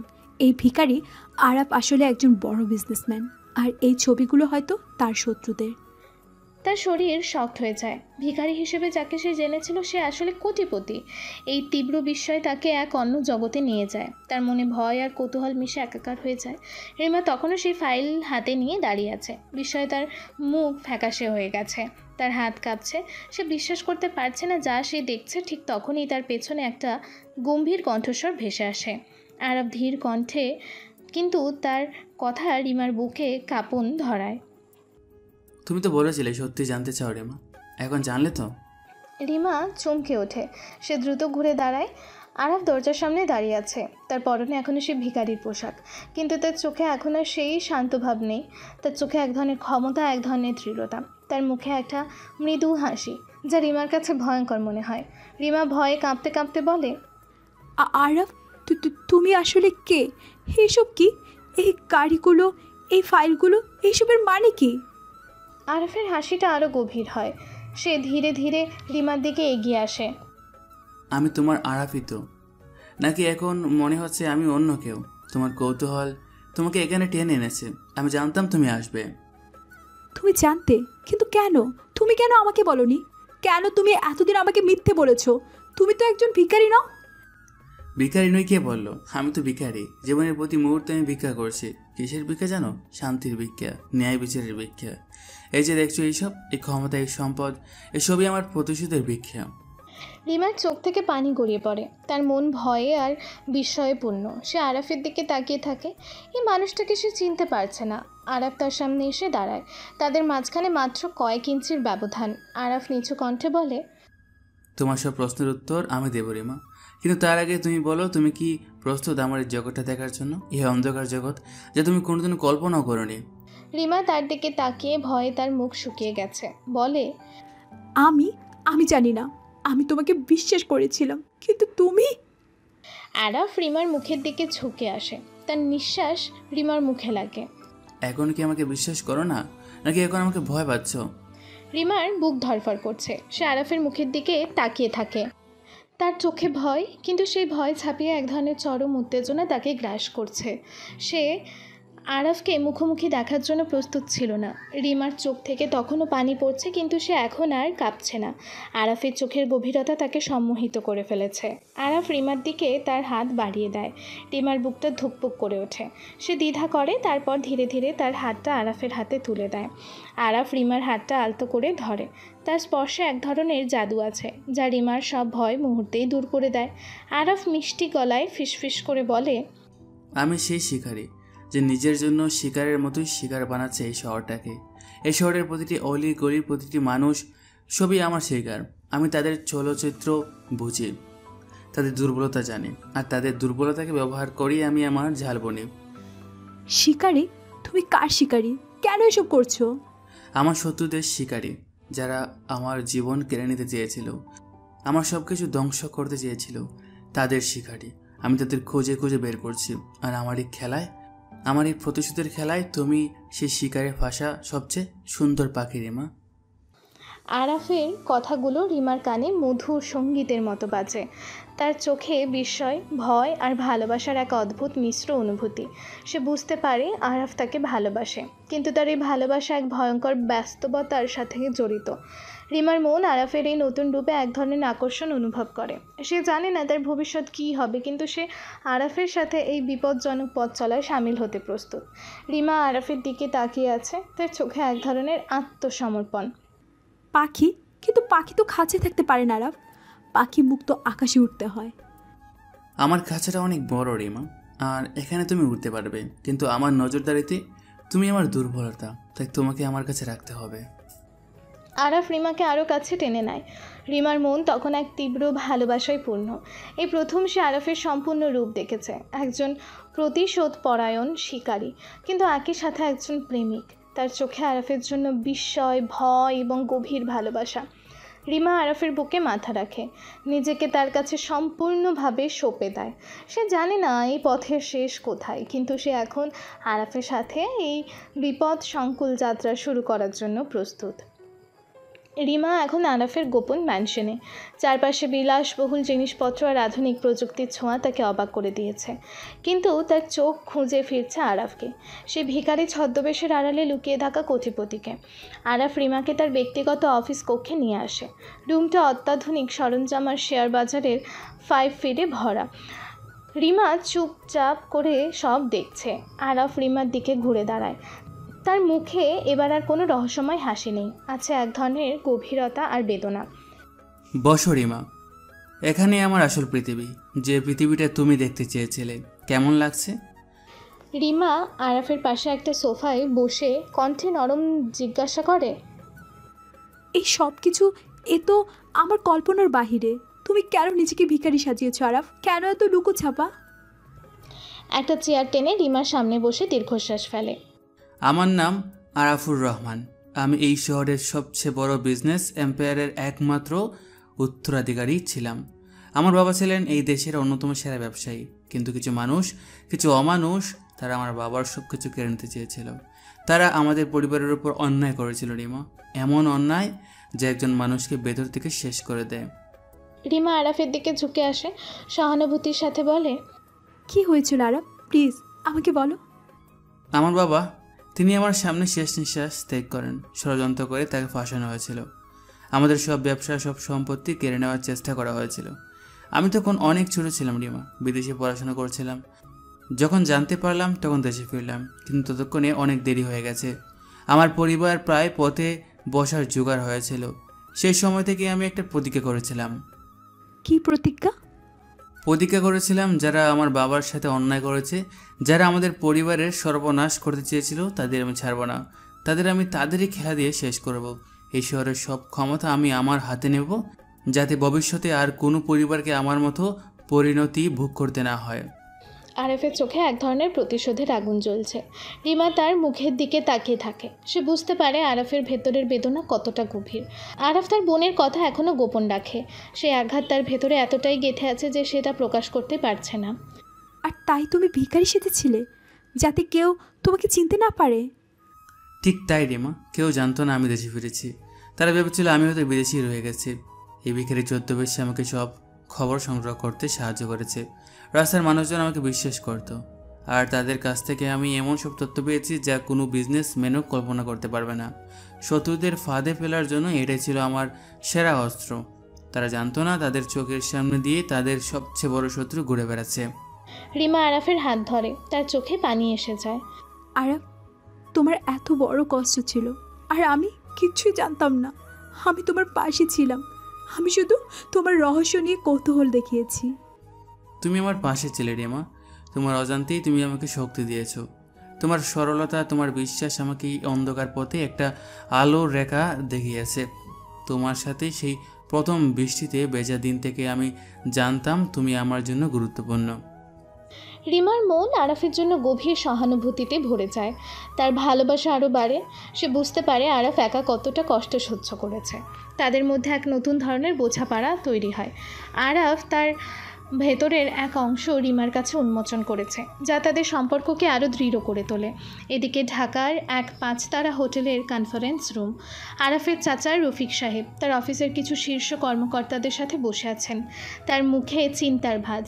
সম্প্রতি তাদের কিছু বড় চুক্তি বাতিল হয়েছে এবং কিছু গোপন ব্যবসায়িক তথ্য ফাঁস হয়ে গেছে, যা তাদের কোটি কোটি টাকার ক্ষতি করেছে।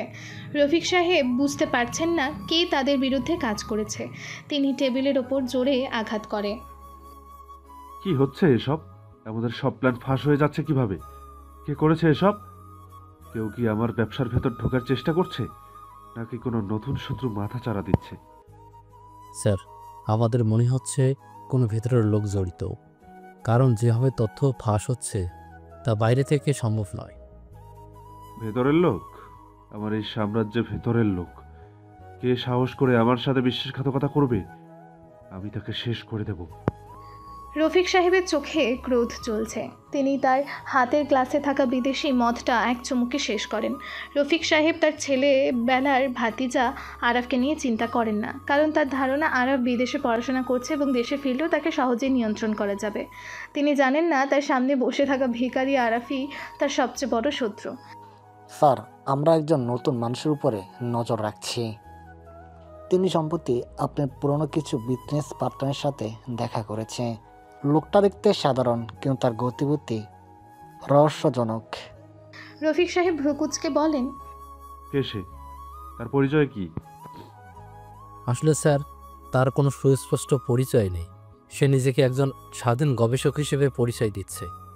তবে তার সাথে যাদের যোগাযোগ হচ্ছে তারা সবাই আপনার ওপর অসন্তুষ্ট। তার উপর নজর রাখো।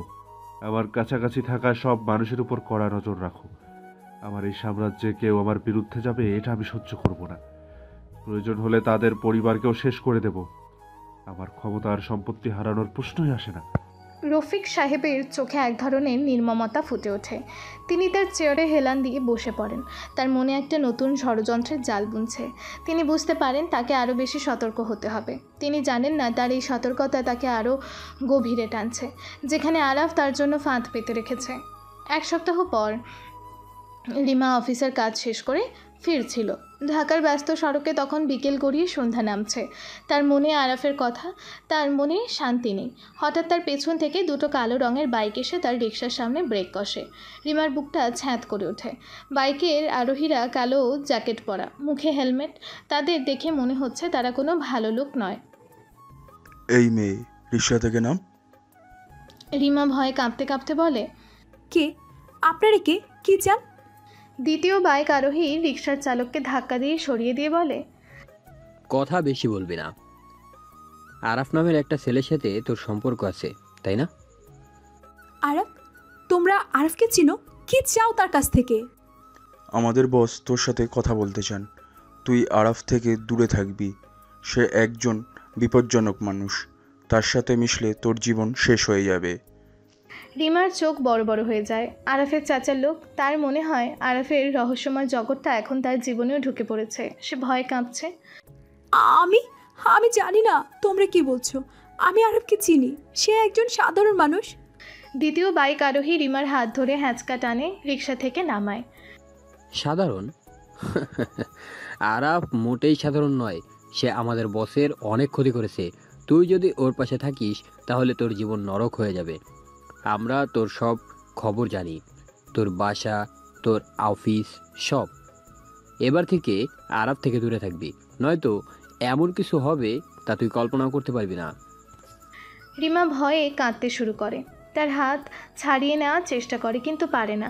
বাইকের আরোহীরা রিমার হাত ছেড়ে দিয়ে দ্রুত বাইক ঘুরিয়ে চলে যায়। রিমা রাস্তায় একা দাঁড়িয়ে থাকে, তার শরীর কাঁপছে, তার মনটা দুঃখে আর হতাশায় ভরে যায়। সে বুঝতে পারে আরাফের এই প্রতিশোধের খেলা এখন তার জীবনকেও বিপদে ফেলেছে, কিন্তু আশ্চর্যজনকভাবে এই হুমকি তার মনে আরাফের প্রতি ভালোবাসা আরও বাড়িয়ে তোলে। সে বুঝতে পারে আরাফ এই খেলা খেলছে বলেই তার জীবন এত ঝুঁকিতে। আর তুমি কেন আমাকে আগে বলনি? এই বিপদ কতটা গভীর, কিন্তু আমি তোমাকে ছেড়ে যাব না। আমি জানি তুমি যা করছো তা তোমার পরিবার আর তোমার বাবার জন্য করছো। যাই হয়ে যাক, আমি তোমার পাশে থাকবো।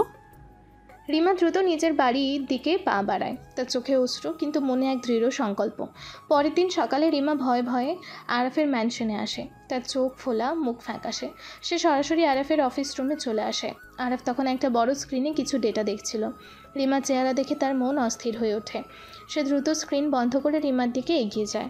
আরাফ রিমার মুখের দিকে তাকিয়ে বলে, রিমা কি হয়েছে তোমার? তুমি কাঁদছো কেন? কে তোমাকে কষ্ট দিয়েছে? রিমা আরাফকে জড়িয়ে ধরে কাঁদতে শুরু করে। আরাফ তোমার চাচা, তার লোকেরা আমাকে হুমকি দিয়েছে। তারা আমাকে তোমার কাছ থেকে দূরে থাকতে বলেছে। তারা আমার সব ঠিকানা জানে। তারা বলেছে যদি আমি তোমার পাশে থাকি তাহলে আমার জীবন নরক হয়ে যাবে। আরাফ রিমার কথা শুনে তার চোখ দুটো রক্তবর্ণ ধারণ করে, তার মুখ কঠিন হয়ে যায়। সে রিমাকে আরও শক্ত করে ধরে। কি সাহস কি করে হয় তাদের? আমি ওদেরকে শেষ করে দেব। রিমা তুমি ভয় পেও না, আমি তোমাকে কিছুই হতে দেব না, এটা আমার প্রতিজ্ঞা। রিমা আরাফকে আরও শক্ত করে ধরে। আরাফ, এই খেলাটা অনেক বিপজ্জনক। আমি ভয় পাচ্ছি, তুমি আমাকে ছেড়ে যেও না। আরাফ রিমার কপালে চুমু খায়, তার কণ্ঠস্বরে দৃঢ়তা। আমি তোমাকে ছেড়ে কোথাও যাব না রিমা। আর এই খেলা, এটা এখন আমার ব্যক্তিগত নয়, এটা আমাদের খেলা। যারা তোমাকে হুমকি দিয়েছে তাদের আমি শেষ করে দেব। আমার প্রতিশোধ এখন আরও তীব্র হবে। আরাফের চোখে এক ধরনের ঠান্ডা আগুন জ্বলছে। সে তার নীরা আর পুরুষ বডিগার্ডকে ঘরে ডাকে। তাদের মুখে এক ধরনের উদ্বেগ। তোমরা শুনলে? তার মানে ওরা জেনে গেছে আমি এখানে আছি, চিনে ফেলেছে আমাকে। আমার রিমাকেই হুমকি দেওয়া হয়েছে। আমি এটা বরদাস্ত করব না। যারা এই কাজ করেছে তাদের খুঁজে বের করো। আমার চাচার সব দুর্বল পয়েন্ট খুঁজে বের করো। এবার আমি তার মূল গাড়িতে আঘাত করব। আর রিমার নিরাপত্তার জন্য যা যা দরকার সব করো। ওকে এক মুহূর্তের জন্য একা রাখবে না। ও এখন থেকে এখানেই আমার মেনশনই থাকবে। নীরা বলে, জি বস, আমরা সব ব্যবস্থা করেছি। আরাফ রিমাকে নিজের বুকে আরও শক্ত করে ধরে। রাতে এক অভিজাত এলাকার সুরক্ষিত ম্যানশনে আরাফের গোপন কমান্ড সেন্টার। চারপাশে আধুনিক মনিটরগুলোতে শেয়ার বাজারের সূচক, কোম্পানির ডেটা এবং প্রতিপক্ষের গতিবিধি ভেসে উঠছে। আরাফ তার বিশাল টেবিলের সামনে দাঁড়িয়ে আছে, চোখে দৃঢ় সংকল্প। আরাফ রিমাকে তার সাথে এখানে নিয়ে এসেছে। রিমা তার পাশে বসে চুপচাপ সব লক্ষ্য করছে। রিমার চোখে এখন আর ভয় নেই, আছে আরাফের প্রতি অগাধ বিশ্বাস। নীরা এবং পুরুষ বডিগার্ড জাহিদ সহ তার পুরো টিম উপস্থিত। তাদের মুখে চাপা উত্তেজনা। আরাফ ধীর কণ্ঠে দৃঢ়ভাবে মনিটরের দিকে তাকিয়ে বলে, রফিক সাহেব ভেবেছিলেন আমাকে ভিখারি বানিয়ে রাস্তায় ফেলে দিয়ে তিনি বিজয়ী হয়েছেন। কিন্তু তিনি ভুলে গেছেন শিকারী কখনো তার শিকারকে সম্পূর্ণ স্বাধীনতা দেয় না। আজ রাতের মধ্যেই আমার সব পরিকল্পনা চূড়ান্ত হবে। নীরা, রফিক এন্টারপ্রাইজের বর্তমান আর্থিক অবস্থা কি? নীরা কম্পিউটারে টাইপ করতে করতে বলে, বস, তাদের শেয়ারের মধ্যে গত 24 ঘন্টায় প্রায় 20% কমে গেছে। আমরা তাদের সাপ্লাই চেইন আর ক্লায়েন্টের মধ্যে বিভেদ তৈরি করতে সফল হয়েছি। তাদের বেশ কয়েকটি বড় চুক্তি হাতছাড়া হয়ে গেছে এবং কয়েকটি নতুন প্রজেক্টও আটকে আছে। খুব ভালো। এবার তাদের মূল ছালটা বন্ধ করতে হবে। জাহিদ, রফিক সাহেবের সবচেয়ে বড় দুর্বলতা কোনটা? তার ব্যক্তিগত কোনো তথ্য যা আমরা ব্যবহার করতে পারি? বস, রফিক সাহেবের সবচেয়ে বড় দুর্বলতা তার অহংকার এবং ক্ষমতা। তিনি টাকা আর ক্ষমতা ছাড়া আর কিছুই বোঝেন না। তার কিছু অবৈধ লেনদেনের প্রমাণ আমরা সংগ্রহ করেছি, যা তাকে এক মুহূর্তে শেষ করে দিতে পারে। এছাড়াও তার ব্যক্তিগত সম্পর্ক আছে, যা ফাঁস হলে তার সুনাম নষ্ট হয়ে যাবে। রিমা আরাফের দিকে তাকিয়ে কিছুটা ইতস্তত করে। আরাফ, তুমি কি নিশ্চিত যে এটা করতেই হবে? এত বড় ক্ষতি, সব কিছু শেষ হয়ে যাবে। আর তাছাড়া উনি তোমার চাচা হন। আরাফ রিমার দিকে ঘুরে দাঁড়ায়, তার চোখে এক ধরনের বেদনা। আর আমার কি হয়েছিল রিমা? আমার বাবা, আমার পরিবার, তাদের কি হয়েছিল? তারা তো আমাকে ছাড়েনি। রফিক সাহেব আমাকে ভিখারি বানিয়েছিল, আমার বোনকে। আরাফ থেমে যায়, তার চোখ মুহূর্তের জন্য কঠিন হয়। না, এই প্রতিশোধ ছাড়া আমার আর কোনো পথ নেই। এই লড়াই আমার অস্তিত্বের লড়াই। যারা আমাকে শেষ করতে চেয়েছিল তাদের আমি ধ্বংস করে দেব। বাস আমরা কি আজ রাতেই স্টক মার্কেটের বড় আঘাত হানবো? তাদের অবশিষ্ট শেয়ারগুলো কি বিক্রি করে দেবো যাতে বাজার ধসে যায়? হ্যাঁ নীরা, এটাই হবে শেষ আঘাত। তাদের সব অর্থ, সব ক্ষমতা আমি কেড়ে নেব। কিন্তু তার আগে একটা চূড়ান্ত কৌশল বাকি আছে। আমি চাই রফিক সাহেব নিজের চোখেই তার পতন দেখবেন। আরাফের কথায় এক ধরনের ঠান্ডা দৃঢ়তা। রিমা বুঝতে পারে আরাফ কতটা জেদি আর প্রতিজ্ঞাবদ্ধ। তার প্রতিশোধের আগুন এখন আরও তীব্র হয়েছে। টিমের সদস্যরা নিজেদের মধ্যে ফিসফিস করে কথা বলে। তারা জানে আজ রাতই তাদের জীবনের সবচেয়ে বড় পরীক্ষা। বস, আমরা সবাই প্রস্তুত। আপনার নির্দেশ পেলেই অ্যাকশনে নামবো। প্রস্তুত থাকো। এই যুদ্ধটা শুধু টাকার যুদ্ধ নয়, এই নীতির যুদ্ধ। আর এই যুদ্ধে আমি জয়ী হবই। কিছুক্ষণ পর আরাফের পরিকল্পনা তখনও চলছে। রিম্মা তার পাশেই ম্যানশনের লিভিং রুমে গিয়ে বসে আছে। তার মনে এক ধরনের অদ্ভুত অনুভূতি। একদিকে আরাফের প্রতি তার গভীর ভালোবাসা, অন্যদিকে আসন্ন বিপদের তীব্রতা তাকে ভাবাচ্ছে। ম্যানশনের বাইরে আরাফের টিম সারাক্ষণ শত্রুদের গতিবিধি পর্যবেক্ষণ করছে। ভেতরেও নিরাপত্তা ব্যবস্থা জোরদার করা হয়েছে। রিমা আরাফের দিকে তাকিয়ে তার হাতে আলতো করে হাত রেখে বলে, আরাফ, তোমার কি ভয় করছে না? এত বড় একটা যুদ্ধ, যদি কিছু হয়ে যায়? ভয়? ভয় তো আমারই সেই দিনই মরে গেছে রিমা, যেদিন আমি আমার পরিবারকে অসহায় দেখেছিলাম। এখন আমার ভেতরে যা আছে তা শুধু প্রতিশোধের আগুন।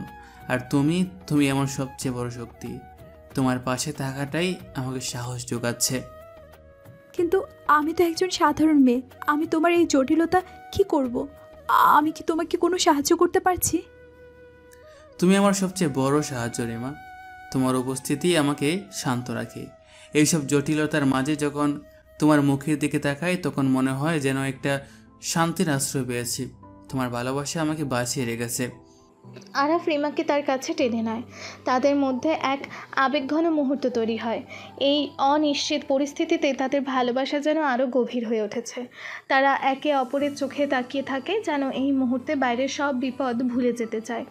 আরাফ, আমি তোমাকে খুব ভালোবাসি। তুমি যা করছো তা হয়তো তোমার জন্য খুব কঠিন, কিন্তু আমি তোমার পাশে থাকবো শেষ পর্যন্ত। আরাফ রিমার কপালে গভীর চুমু খায়। আমিও তোমাকে ভালোবাসি রিমা। তোমার এই কথাগুলো আমাকে আরও বেশি দৃঢ় করে তোলে। জানি না এরপর কী হবে, কিন্তু একটা কথা জানি, তুমি আমার পাশে থাকলে আমি যে কোনো বিপদ মোকাবেলা করতে পারবো। তাদের এই রোম্যান্টিক মুহূর্তগুলো আসন্ন বিপদের তীব্রতাকে যেন আরও বাড়িয়ে তোলে। তারা জানে না পরের মুহূর্তে কী ঘটবে, কিন্তু তাদের ভালোবাসা তাদের সবচেয়ে বড় ভরসা। আরাফ রিমাকে নিজের বাহুতে ধরে রাখে, যেন তাকে পৃথিবীর সব বিপদ থেকে আড়াল করে রাখতে চায়। আমার প্রতিজ্ঞা একটাই রিমা, তোমাকে সুরক্ষিত রাখা আর আমার পরিবারের প্রতি হওয়া অন্যায়ের প্রতিশোধ নেওয়া। এই দুটো কাজই আমার জীবনের একমাত্র লক্ষ্য। তোমার এই লড়াই আমি তোমার পাশে থাকবো আরাফ, যে কোনো মূল্যে। তুমি একা নও।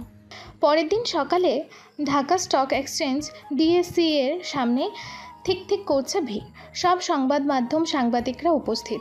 রফিক এন্টারপ্রাইজের শেয়ার ধপাস করে পড়তে শুরু করেছে, যা আগে কখনো দেখা যায়নি। হাজার হাজার কোটি টাকার লোকসান হচ্ছে। রফিক সাহেব তার বিলাসবহুল অফিসে বসে অস্থিরভাবে পায়চারি করছেন। তার ফোন ক্রমাগত বাজছে। রফিক সাহেব ফোনে চিৎকার করে বলেন, কি হচ্ছে এসব? আমাদের শেয়ার কেন এভাবে পড়ছে? কে এর পেছনে আছে খুঁজে বের করো। ফোন থেকে একজন কর্মকর্তা বলেন, স্যার, বাজার সম্পূর্ণ অস্থিতিশীল। মনে হচ্ছে কেউ পরিকল্পিতভাবে আমাদের শেয়ার বিক্রি করে দিচ্ছে। বড় বড় ইনভেস্টররাও হাত গুটিয়ে নিয়ে আছে। আমাদের নিয়ন্ত্রণ হারিয়ে যাচ্ছে। রফিক সাহেব টেবিলের ওপর থাকা সব ফাইল ছুঁড়ে ফেলে দেন। তার মুখ রাগে লাল হয়ে গেছে। ঠিক তখনই তার ল্যাপটপের স্ক্রিনে একটা ইমেইল আসে। ইমেলটা আরাফের গোপন টিমের কাছ থেকে এসেছে। ইমেলের প্রেরকের নাম শিকারি। রফিক সাহেব ঘৃণা ভরা ইমেলটা খোলেন। সেখানে একটা ভিডিও লিঙ্ক। তিনি ভিডিও প্লে করেন। আরাফ ভিডিওতে শান্ত আত্মবিশ্বাসী কণ্ঠে বলে, কেমন আছেন চাচা? আশা করি ভালো আছেন। আজ সকালটা আপনার জন্য ভালো খবর নিয়ে আসেনি, তাই না? এটা শুধু শুরু। আপনি আমার বাবার সাথে যা করেছিলেন তার প্রতিটি হিসাব আজ বুঝে নিতে এসেছি। আপনার অহংকার, আপনার লোভ আজ আপনার সব সাম্রাজ্য ধসে যাবে। আর আপনি রফিক সাহেব নিজের চোখেই আপনার এই পতন দেখবেন। রফিক সাহেব ল্যাপটপের স্ক্রিনের দিকে তাকিয়ে বিশ্বাস করতেই পারছেন না। আমি জানতাম আরাব তুই ফিরে এসে এমনটাই করবি। তুই এইসব করছিস কিভাবে সম্ভব? তোর বাবার সব তো আমি কেড়ে নিয়েছিলাম। তুই তো একটা ভিখারি ছিলি। তোর গার্লফ্রেন্ডকে সেদিন ছেড়ে দিয়ে মনে হয় ভুল করেছিলাম। রফিক সাহেবের চোখ যেন কপালের উপর উঠে আসে, তার মুখটা ফ্যাকাশে হয়ে যায়। তিনি আরাফের এই রূপ দেখে সম্পূর্ণ হতবাক। এটি কোনো শারীরিক সংঘাত নয়, বরং একটি ব্যবসায়িক যুদ্ধ এবং বুদ্ধিদীপ্ত চালের খেলা। রফিক সাহেব বুঝতে পারেন তিনি তার ভাতিজার হাতেই খেলছেন। আরাফ ভিডিওতে আরও বলে, আমি ভিখারি ছিলাম চাচা, তবে আমার বুদ্ধি আর ধৈর্যের কাছে আপনার সব অহংকার আজ হেরে যাবে। আপনার সব অবৈধ লেনদেন, আপনার সব গোপন চুক্তি সব এখন আমাদের হাতে। আপনার শেষ সময় এসে গেছে। আর আপনার ছেলে আমার বোনের সাথে যেটা করেছিল তার হিসাবও আমি নেব। আর একটু সময় অপেক্ষা করুন। রফিক সাহেব কাঁপা কাঁপা হাতে ফোন তোলেন। তার সিকিউরিটিকে উদ্দেশ্য করে বলেন, ওকে খুঁজে বের করো, এক্ষুনি খুঁজে বের করো। ও কোথায় আছে?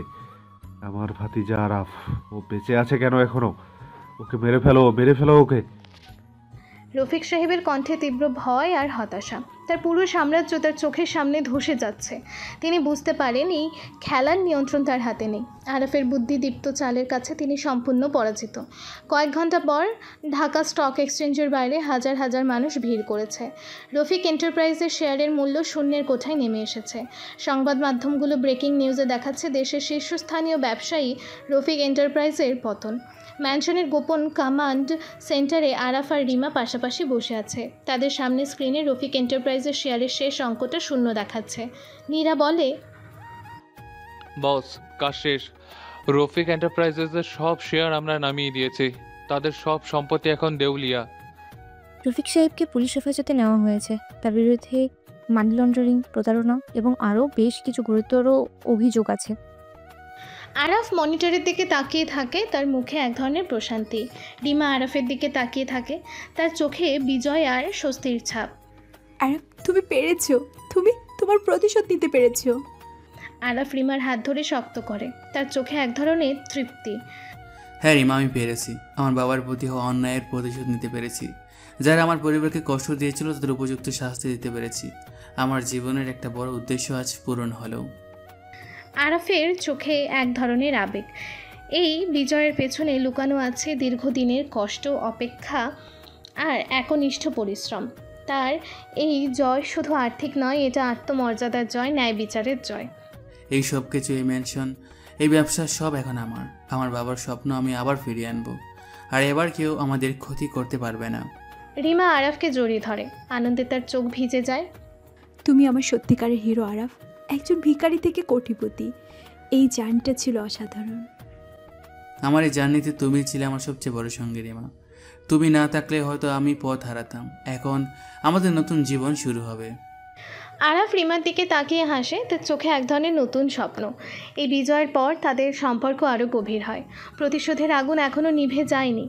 আরাফের আরও একটা মিশন বাকি আছে। রফিক সাহেবের পতন হয়েছে। ঢাকার ব্যস্ত শহরে এখন একটাই আলোচনা, কিভাবে একটি প্রতিষ্ঠিত ব্যবসায়িক সাম্রাজ্য এমন রাতারাতি ধসে গেল।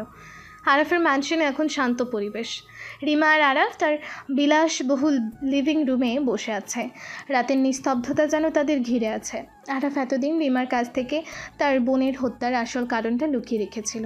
আজ সে সিদ্ধান্ত নেয় এই কঠিন সত্যটা রিমাকে জানাবে। তার মুখে এক ধরনের গভীর বিষাদ, যা রিমার চোখ এড়ায় না। রিমা আরাফের হাত ধরে নরম কণ্ঠে বলে, আরাফ, তোমার মুখটা কেন এত বিষণ্ণ? সব তো শেষ হয়ে গেছে। তুমি তোমার প্রতিশোধ নিতে পেরেছো। এখন তো তোমার খুশি হওয়ার কথা। আরাফ দীর্ঘশ্বাস ফেলে, রিমার দিকে তাকিয়ে বলে, কিছু কিছু ক্ষত থাকে রিমা, যা কোনোদিনও শুকায় না। প্রতিশোধের আগুন হয়তো নিবেছে, কিন্তু সে আগুনের পেছনে যে দহন ছিল তা আজও আমার ভিতরে পড়ছে। তোমাকে একটা কথা বলার আছে, যা এতদিন আমি তোমাকে বলতে পারিনি। রিমা আরাফের মুখের দিকে তাকায়, তার উদ্বেগ অনুভব করে। কি কথা আরাফ? তোমার মনে কি আছে আমাকে বলো। তুমি এখন আমার থেকে কিচ্ছু লুকাবে না। আমার বাবা মারা যাওয়ার পর আমার পরিবার যখন প্রায় নিঃস্ব হয়ে গেছিল, তখন আমি বিদেশে ছিলাম। আমার দেশে ফেরার কথা ছিল না, কিন্তু একটা মর্মান্তিক ঘটনা আমাকে দেশে ফিরতে বাধ্য করেছিল। সেই ঘটনা না ঘটলে হয়তো আমি আজ অন্য কেউ হতাম। কি ঘটনা আরাফ, কি হয়েছিল? আরাফের কণ্ঠস্বর কাঁপছে, চোখ দুটো ঝাপসা হয়ে আসে। আমার একটা ছোট বোন ছিল রিমা, নাম নিশা। খুব আদরের ছিল সে। আমার বাবার মৃত্যুর পর যখন আমরা সব কিছু হারাচ্ছিলাম, তখন নিশা আমাদের শেষ সম্বল ছিল। নিশা খুব লাজুক আর শান্ত স্বভাবের ছিল। একদিন মা অফিসে ছিল। রফিক সাহেবের ছেলে আমার চাচাতো ভাই। আরাফ কথা বলতে পারে না, তার গলা বুঝে আসে। আরাফের চোখ দিয়ে জল গড়িয়ে পড়ে। সে কিছুক্ষণের জন্য চুপ হয়ে যায়। রিমা আরাফের হাতটা শক্ত করে ধরে থাকে, তাকে সান্ত্বনা দেওয়ার চেষ্টা করে। আরাফ চোখ বন্ধ করে। তার মনে সেই ভয়ঙ্কর দিনের স্মৃতিগুলো ভেসে ওঠে। ফ্ল্যাশব্যাক। পুরনো ঢাকার একটি বিলাসবহুল বাড়ি। নিশা, আরাফের বোন, তার ঘরে বসে বই পড়ছে। তার মুখে এক ধরনের মিষ্টি হাসি। বাইরে তখন অন্ধকার নেমে এসেছে। হঠাৎ দরজায় একটা টোকা পড়ে। নিশা দরজা খুলে দেখে রফিক সাহেবের ছেলে আকিব দরজার সামনে দাঁড়িয়ে আছে, তার সাথে আরও 2-3 জন বন্ধু। আকিবের চোখে শয়তানি হাসি, ঠোঁট বেঁকিয়ে হেসে বলে, আরে নিশা, কেমন আছিস? তোর বাবা তো শেষ, এখন তোদেরও দিন শেষ। আমার সাথে চল, নতুন জীবন শুরু করবি। নিশা ভয়ে কাঁপতে কাঁপতে বলে, আকিব ভাইয়া, তুমি এখানে কেন? প্লিজ চলে যাও। আমার বাবা নেই, আম্মু অফিসে, এখন আমার কাছে আর কেউ নেই। তুমি কেন আমাকে বিরক্ত করছো? আকিব খিলখিল করে হেসে বলে, তোকে বিরক্ত করছি না তো, তোর মতো সুন্দরী মেয়েকে তো এখন আমারই দরকার। তোর বাবা তো আমাকে আর চিনতেই পারতো না। চল, আজ তোখানে একটু মজা করি। নিশা চিৎকার করতে চায়, কিন্তু আকিব আর তার বন্ধুরা জোর করে তাকে ঘরের ভেতরে টেনে নিয়ে যায়। নিশা প্রাণপণে চিৎকার করে, বাঁচার জন্য আকুতি জানায়, কিন্তু কেউ তার আওয়াজ শুনতেই পায় না। তার কান্না, তার আর্তনাদ সব ঘরের 4 দেয়ালের মধ্যেই চাপা পড়ে যায়। ঘরের মধ্যে জানোয়ারের গ্রুপ তাকে রেপ করে। সেই রাতের পর নিশা আর স্বাভাবিক ছিল না। তার মন ভেঙে গিয়েছিল। লজ্জার অপমানে সে নিজেকে শেষ করে দিয়েছিল। নিশা ডায়েরিতে লিখেছিল, আমি আর বাঁচতে চাই না। আমি আর এই যন্ত্রণা সহ্য করতে পারছি না। আমার সব শেষ হয়ে গেছে। আমার পবিত্রতা নষ্ট হয়ে গেছে। বাবা নেই, ভাইয়াও দূরে, মা অফিসে। আকিব আমার সব শেষ করে দিয়েছে। আমার আর বাঁচার কোনো কারণ নেই। পরদিন সকালে নিশার ঝুলন্ত দেহ পাওয়া যায় তার ঘরে। তার ছোট্ট ডায়েরিটা খোলা ছিল। শেষ পাতায় লেখা ছিল তার শেষ আরতি। আরাফ চোখ খোলে। তার চোখ লাল, কিন্তু তাতে এক ধরনের নির্মমতা ফুটে ওঠে। রিমা আরাফের দিকে তাকিয়ে থাকে। তার মুখ সম্পূর্ণ ফ্যাকাশে। সে বিশ্বাস করতে পারছে না এরকম নির্মম ঘটনা আরাফের জীবনেই ঘটেছে। আরাফ ধীর কণ্ঠে বলে, নিশা, সে নিজেকে শেষ করে দিয়েছিল রিমা। আমার চাচার ছেলে আকিব আর তার বন্ধুরা, তারা ওকে রেপ করেছিল। আমার ছোট বোন, আমার আদরের নিশা, তার জীবনটা শেষ করে দিয়েছিল। এই খবর শুনেই আমি দেশে ফিরেছিলাম, কিন্তু তখন অনেক দেরি হয়ে গেছে। আমি নিশাকে বাঁচাতে পারিনি। রিমাও কান্নায় ভেঙে পড়ে, আরাফকে জড়িয়ে ধরে। আরাফ, আল্লাহ, এত বড় ট্র্যাজেডি, তুমি এত কষ্ট নিয়ে এতদিন বেঁচে ছিলে, কেন আমাকে আগে বলনি? এই প্রতিশোধের আসল কারণ এটাই ছিল। হ্যাঁ রিমা, এটাই ছিল আসল কারণ। আমার বাবার প্রতি অন্যায়ের চেয়েও বড় ছিল নিশারই পরিণতি। আকিব আমাকে মারেনি এখনো, কিন্তু ওর জীবন আমি নরক বানিয়ে দেব। আর রফিক সাহেব, যিনি নিজের ছেলের সেই কুকর্মের আড়ালে ছিলেন, তাকে আমি সর্বশান্ত করে দিয়েছি। এটা ছিল আমার বোনের জন্য, আমার নিশার জন্য। এবার আকিবের পালা। তাকে আমি এমন শাস্তি দেবো যে বাংলাদেশের আরও কোনো মেয়েকে রেপ করার আগে রেপিস্টার 10 বার পাবে। রিমা আরাফকে আরও শক্ত করে জড়িয়ে ধরে। তার চোখের জল আরাফের শার্ট ভিজিয়ে দিচ্ছে। সে বুঝতে পারে আরাফের ভেতরের এই ক্ষত কতটা গভীর। আরাফের এই দুঃখ তার নিজের দুঃখ হয়ে ওঠে। রিমা আরাফের পিঠে হাত বুলিয়ে কান্নাজড়িত কণ্ঠে বলে, আরাফ, আমি তোমার কষ্ট বুঝতে পারছি। তোমার উপর দিয়ে কত বড় ঝড় গিয়েছে। তুমি একা সব কিছু মোকাবেলা করেছো। আমি যদি সেই দিন তোমার পাশে থাকতাম। আরাফ ধীরে ধীরে রিমার হাত ধরে। তুমি আমার পাশে ছিলে রেমা। তোমার অজান্তে, তোমার ভালোবাসা, তোমার বিশ্বাস আমাকে প্রতিশোধের পথে টিকে থাকতে সাহায্য করেছে। তুমি আমার কাছে সেই শান্তি যা আমি এতদিন খুঁজে বেরিয়েছি। তুমি আর একা নও আরাফ, আমি তোমার পাশে আছি। তোমার সব কষ্ট আমারও কষ্ট, তোমার সব বেদনা আমি ভাগ করে নেব। তোমার নিশার জন্য, তোমার এই কষ্টের জন্য আমি তোমার পাশে থাকবো সব সময়। রিমা আরাফকে সান্ত্বনা দেয়। তাদের ভালোবাসার বাঁধন আরও দৃঢ় হয়। আরাফ রিমার দিকে তাকিয়ে থাকে। তার চোখে এক ধরনের নির্ভরতা ফুটে ওঠে। রিমার এই গভীর সহানুভূতি তার ক্ষত কিছুটা হলেও প্রশমিত করে। রিমা, তুমি আমার জীবনে এক আশীর্বাদ। তোমার মতো একজন মানুষ না থাকলে হয়তো আমি এই প্রতিশোধের আগুনে নিজেই পুড়ে ছাই হয়ে যেতাম। তোমার ভালোবাসা আমাকে আবার বাঁচতে শিখিয়েছে। আমরা একসাথে সব কিছু মোকাবেলা করবো আরা। তোমার অতীতের কষ্ট আমি দূর করতে পারবো না, কিন্তু তোমার ভবিষ্যৎ আমি তোমার সাথে সুন্দর করে করতে চাই। তারা আরও কিছুক্ষণ একে অপরের দিকে তাকিয়ে থাকে। রিমার স্পর্শে আরাফের মন যেন শান্ত হয়। তাদের ভালোবাসা এখন আর শুধু রোম্যান্স নয়, এটা এক গভীর বোঝাপড়া, এক নির্ভরতা।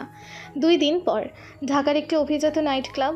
ঝলমলে আলো, তীব্র মিউজিক আর উদ্দাম নাচানাচিতে মত্ত আকিব। তার বাবার পতন হয়েছে, কিন্তু আকিব তখনও বুঝতে পারেনি তার নিজের ভাগ্যও একই রকম হতে চলেছে। সে মদ আর ড্রাগসে ডুবে আছে, নিজেকে পৃথিবীর সব চিন্তা থেকে মুক্ত রাখতে চাইছে। আরাফের টিম আকিবের উপর নজর রাখছে। ম্যানশনে বসে আরাফ একটি বড় স্ক্রিনে আকিবের লাইভ ফুটেজ দেখছে। রিমা আরাফের পাশে স্থিরভাবে বসে আছে। তার মুখটা কঠিন। নিশার পরিণতির কথা মনে করে তার চোখও ক্রোধ হয়ে জ্বলছে। আরাফ স্ক্রিনের দিকে তাকিয়ে ঠান্ডা গলায় বলে, আকিব, আজ তোর শেষ রাত। তুই আমার বোনকে কেড়ে নিয়েছিস। আজ তোর জীবনও শেষ হবে। নীরা, সব প্রস্তুতি। নীরা হেডসেটে শান্ত কণ্ঠে বলে, হ্যাঁ বস, ক্লাবের সিকিউরিটি ক্যামেরাগুলো হ্যাক করা হয়েছে। সব ফুটেজ এখন সরাসরি আমাদের সার্ভারে আছে। লাইভ স্ট্রিম পুরো দেশের ইন্টারনেট আর টিভি চ্যানেলগুলো করছে। রিমা আরাফের হাত ধরে শক্ত করে বলে, আরাফ, তুমি কি সত্যিও কি মেরে ফেলবে? রিমা, নিশে কি মরেনি? আকিব আমার বোনের সব আশা কেড়ে নিয়েছিল। ওর বেঁচে থাকার কোনো অধিকার নেই। তারপরও খুন করাটা কি ঠিক হবে? এটা খুন নয় রিমা, এটা শিক্ষা। থাকা থেকে আরও 10 জন রেপিস্ট ভয় পাবে, কারণ তার শাস্তিটাই এমন ভয়ঙ্কর হতে চলেছে। কিন্তু আমি চাই আমার বোনের মতো অন্য আর কারো বোন যেন আত্মহত্যা না করে। ক্লাবের ভেতরের মিউজিকের শব্দ আরও বাড়ে। আকিব একা একটা ভিআইপি লাউঞ্জে বসে আছে, তার হাতে মদের গ্লাস। হঠাৎ করে ক্লাবের সব আলো নিভে যায়, মিউজিক থেমে যায়। ক্লাবের ভেতর একটা ভয়ের চোরা স্রোত বয়ে যায়। ক্লাবের বড় স্ক্রিনগুলোতে আকিবের লাইভ ফুটেজ চলতে শুরু করে, যা ম্যানশন থেকে আরাফের টিম নিয়ন্ত্রণ করছে। দেশের প্রতিটি বাড়িতে মানুষজন তাদের টিভি, মোবাইল, ল্যাপটপে সেই লাইভ স্ট্রিম দেখতে শুরু করে।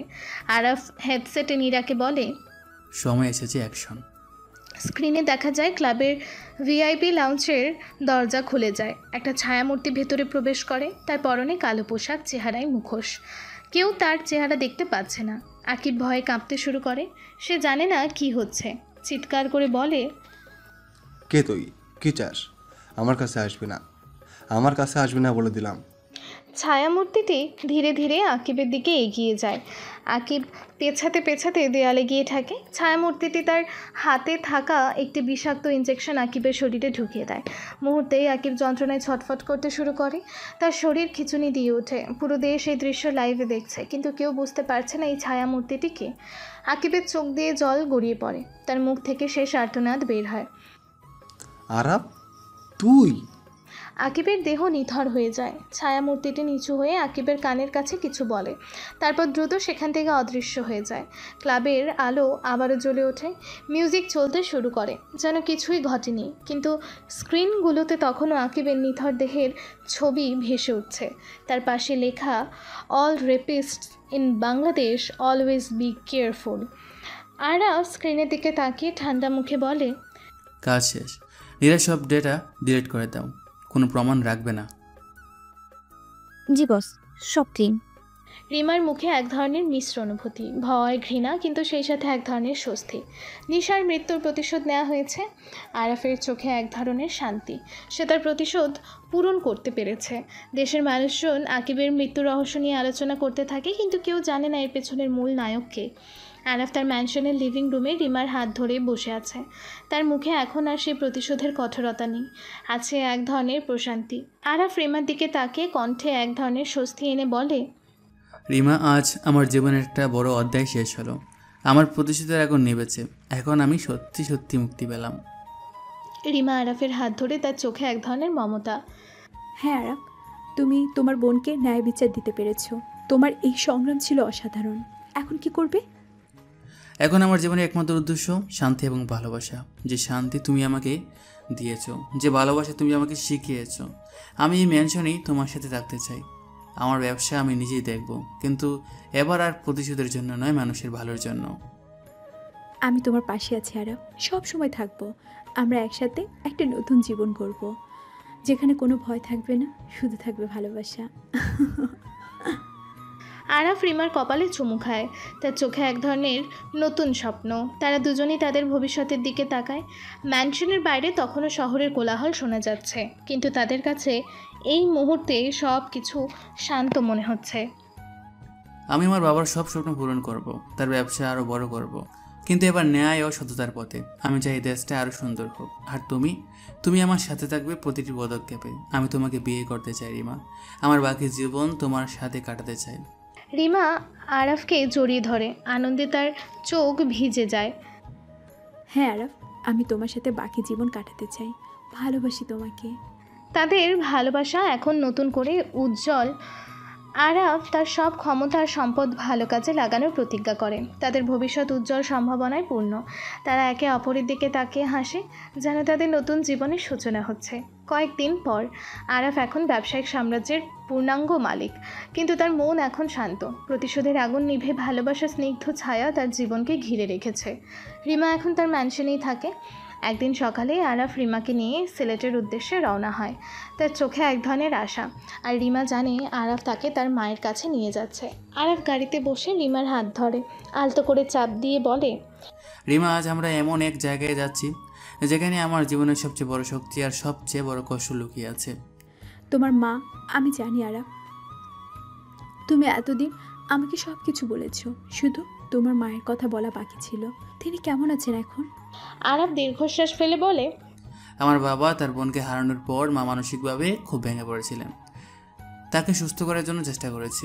এখন তিনি আমার নানুর বাড়িতে থাকেন, সেখানে অনেকটা ভালো আছেন। আমি চাই তুমি তাকে দেখো, তার সাথে কথা বলো। তিনি তোমাকে দেখলে হয়তো শান্তি পাবে। আমি প্রস্তুত আরাফ, তোমার মাকে নিজের মায়ের মতোই দেখব।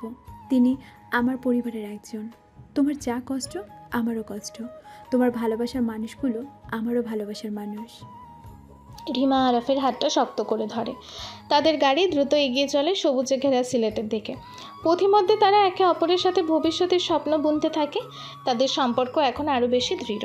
ভালোবাসার অঙ্গীকারে তারা একে অপরের পরিপূরক। আমার মা, তিনি খুব শান্ত স্বভাবের মানুষ ছিলেন। বাবার মৃত্যুর পর সব কিছু উলটপালট হয়ে যায়। আমি চেয়েছিলাম তাকে সুস্থ করে তুলতে, কিন্তু আমার এই প্রতিশোধের খেলায় তাকে সময় দিতে পারিনি। এখন সব শেষ, এখন তুমি তাকে সময় দিতে পারবে। আমি জানি তোমার ভালোবাসা তাকে সুস্থ করে তুলবে। তুমি পাশে থাকলে সব কিছু সম্ভব। সিলেটের উঁচু নিচু পথ ধরে তাদের গাড়ি এগিয়ে যায়। দুপুরের দিকে তারা আরাফের নানুর বাড়িতে পৌঁছায়। বাড়ির সামনে সবুজ ঘাসের লন আর চারপাশে ফুলের বাগান, একটা শান্ত গ্রামীণ পরিবেশ। আরাফ রিমাকে নিয়ে গাড়ি থেকে নামে। তার বুক ধুকপুক করছে। আরাফ রিমার দিকে তাকিয়ে মৃদু হেসে বলে, চলো রিমা, এটি আমার আসল ঠিকানা। তারা দুজনেই বাড়ির ভেতরে প্রবেশ করে। বাড়ির ভেতর থেকে একটা মিষ্টি গন্ধ ভেসে আসে। ড্রয়িং রুমে প্রবেশ করতে আরাফ দেখতে পায় তার মা ফারিহা বেগম বসে আছেন। ফারিহা বেগম প্রথমে তাদের দেখে কিছুটা অপ্রস্তুত হয়ে যান। তার চোখে এক ধরনের শূন্যতা ছিল, কিন্তু আরাফকে দেখেই তার মুখ উজ্জ্বল হয়ে ওঠে, যেন অনেক দিনের অন্ধকার কেটে আলো ফুটেছে। ফারিহা বেগম আরাফকে দেখে চোখ বড় বড় করে বলে, আরাফ, আমার বাবা, তুই এসেছিস? তুই? আরাফ দ্রুত মায়ের কাছে গিয়ে তাকে জড়িয়ে ধরে। তার চোখ ভিজে ওঠে। মা, আমি এসেছি। মা, আমি তোমার কাছে ফিরে এসেছি। আমি জানি তুমি কষ্ট করেছো আমার জন্য। আমাকে ক্ষমা করে দাও মা। ফারিহা বেগম আরাফকে শক্ত করে ধরে রাখেন। তার চোখে জল, তার মুখে এক অপার্থিব শান্তি ফুটে ওঠে। আমার বাবা, আমি জানতাম তুই ফিরবি, আমি জানতাম। আমার সব স্বপ্ন পূরণ হলো রে বাবা। মায়ের চোখে এক দীর্ঘ প্রতীক্ষার অবসান। তিনি আরাফকে আলতো করে নিজের থেকে সরিয়ে রিমার দিকে তাকান। রিমার চোখে তখনও জল। আরাফ মায়ের হাত ধরে রিমার দিকে ইশারা করে বলে, মা, এ হলো রিমা, আমার জীবন সঙ্গী। তোমার জন্য আমি একে নিয়ে এসেছি। ফারিহা বেগম রিমার দিকে স্নেহ ভরা চোখে তাকান। রিমার হাত ধরে বলেন, আহ, কি মিষ্টি মেয়ে, এ তো আমার নিশার মতোই দেখতে। তুই ওকে কোথায় পেয়েছিস বাবা? আমি খুব খুশি হয়েছি। আমার নিশা হয়তো তোর জীবনে ওকে এনে দিয়েছে। রিমা ফারিহা বেগমকে জড়িয়ে ধরে। আনন্দে তার কণ্ঠ বুঝে আসছে। আপনি কেমন আছেন মা? আপনার কথা আরাপ অনেক বলেছে। আমি আপনাকে দেখতে চেয়েছিলাম। ফারিহা বেগম রিমার মাথায় হাত বুলিয়ে দেন। এখন ভালো আছি মা, তোদের দেখে আমি সব ভুলে গেছি। আমার মনে হচ্ছে আমি আবার আমার পরিবারকে ফিরে পেয়েছি। আরাফের নানুও ছুটে আসেন, তার চোখেও জল। আরাফের মা রিমাকে পেয়ে এতটাই খুশি হন যে তার মানসিক অবস্থা দ্রুত উন্নতি হতে শুরু করে, যেন রিমা তার জীবনে এক নতুন আশা নিয়ে এসেছে। 2 দিন পর আরাফের নানুর বাড়িতে এক উৎসবের আমেজ।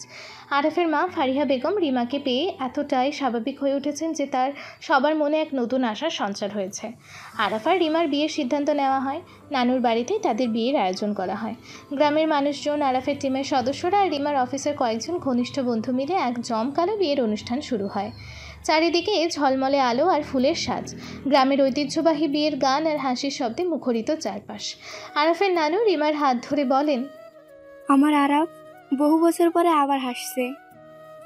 ও যে তোর হাত ধরে আবার জীবন শুরু করতে চাইলো, এর চেয়ে আনন্দের আর কি হতে পারে মা? তুই আমার আরাফকে বাঁচিয়েছিস, তোকে অনেক ধন্যবাদ। রিমা আরাফের নানুকে জড়িয়ে ধরে। আমি আরবকে খুব ভালোবাসি নানু, ওর সব দুঃখ আমি দূর করতে চাই। আপনারা শুধু আমাদের জন্য দোয়া করবেন যেন আমাদের জীবনে এমন কোনো কালো মেঘ এসে আমাদের আলাদা করে না দেয়। রিমা লাল বেনারসি শাড়ি পরে বসে আছে, তার মুখে এক স্বর্গীয় হাসি। আরাফ শেরওয়ানি পরে তার পাশে বসে আছে, তার চোখে এক ধরনের তৃপ্তি আর ভালোবাসা। কাজী সাহেব সব প্রক্রিয়া শেষ করেছেন। আরাফের মা ফারিহা বেগমও তাদের পাশে বসে আছেন, তার মুখে এখন সত্যিকারের হাসি, যা অনেক দিন দেখা যায়নি। কাজী সাহেব বলে, আপনি কি কবুল করছেন? আরাফ দৃঢ় কণ্ঠে রিমার দিকে তাকিয়ে বলে, জি আলহামদুলিল্লাহ, কবুল। রিমা আরাফের দিকে চোখে চোখ রেখে আনন্দের অতি সহ্যে কবুল। চারিদিকে আনন্দের উল্লাস, গ্রামের মানুষেরা হাততালি দিয়ে ওঠে। আরাফ এবং রিমা একে অপরের দিকে তাকিয়ে হাসে, তাদের মুখে নতুন জীবনের প্রতিজ্ঞা। বিয়ের পর সবাই একসাথে বসে খাওয়া দাওয়া করে। গ্রাম্য মেজবানের আয়োজন করা হয়েছে। ফারিহা বেগম রিমার হাত ধরে আনন্দে বলেন, আমার এতদিনের শূন্যঘর আবারও ভরে গেল মা। তোদের দেখে আমার মন শান্তি পেল। সারা জীবন সুখে থাক তোরা।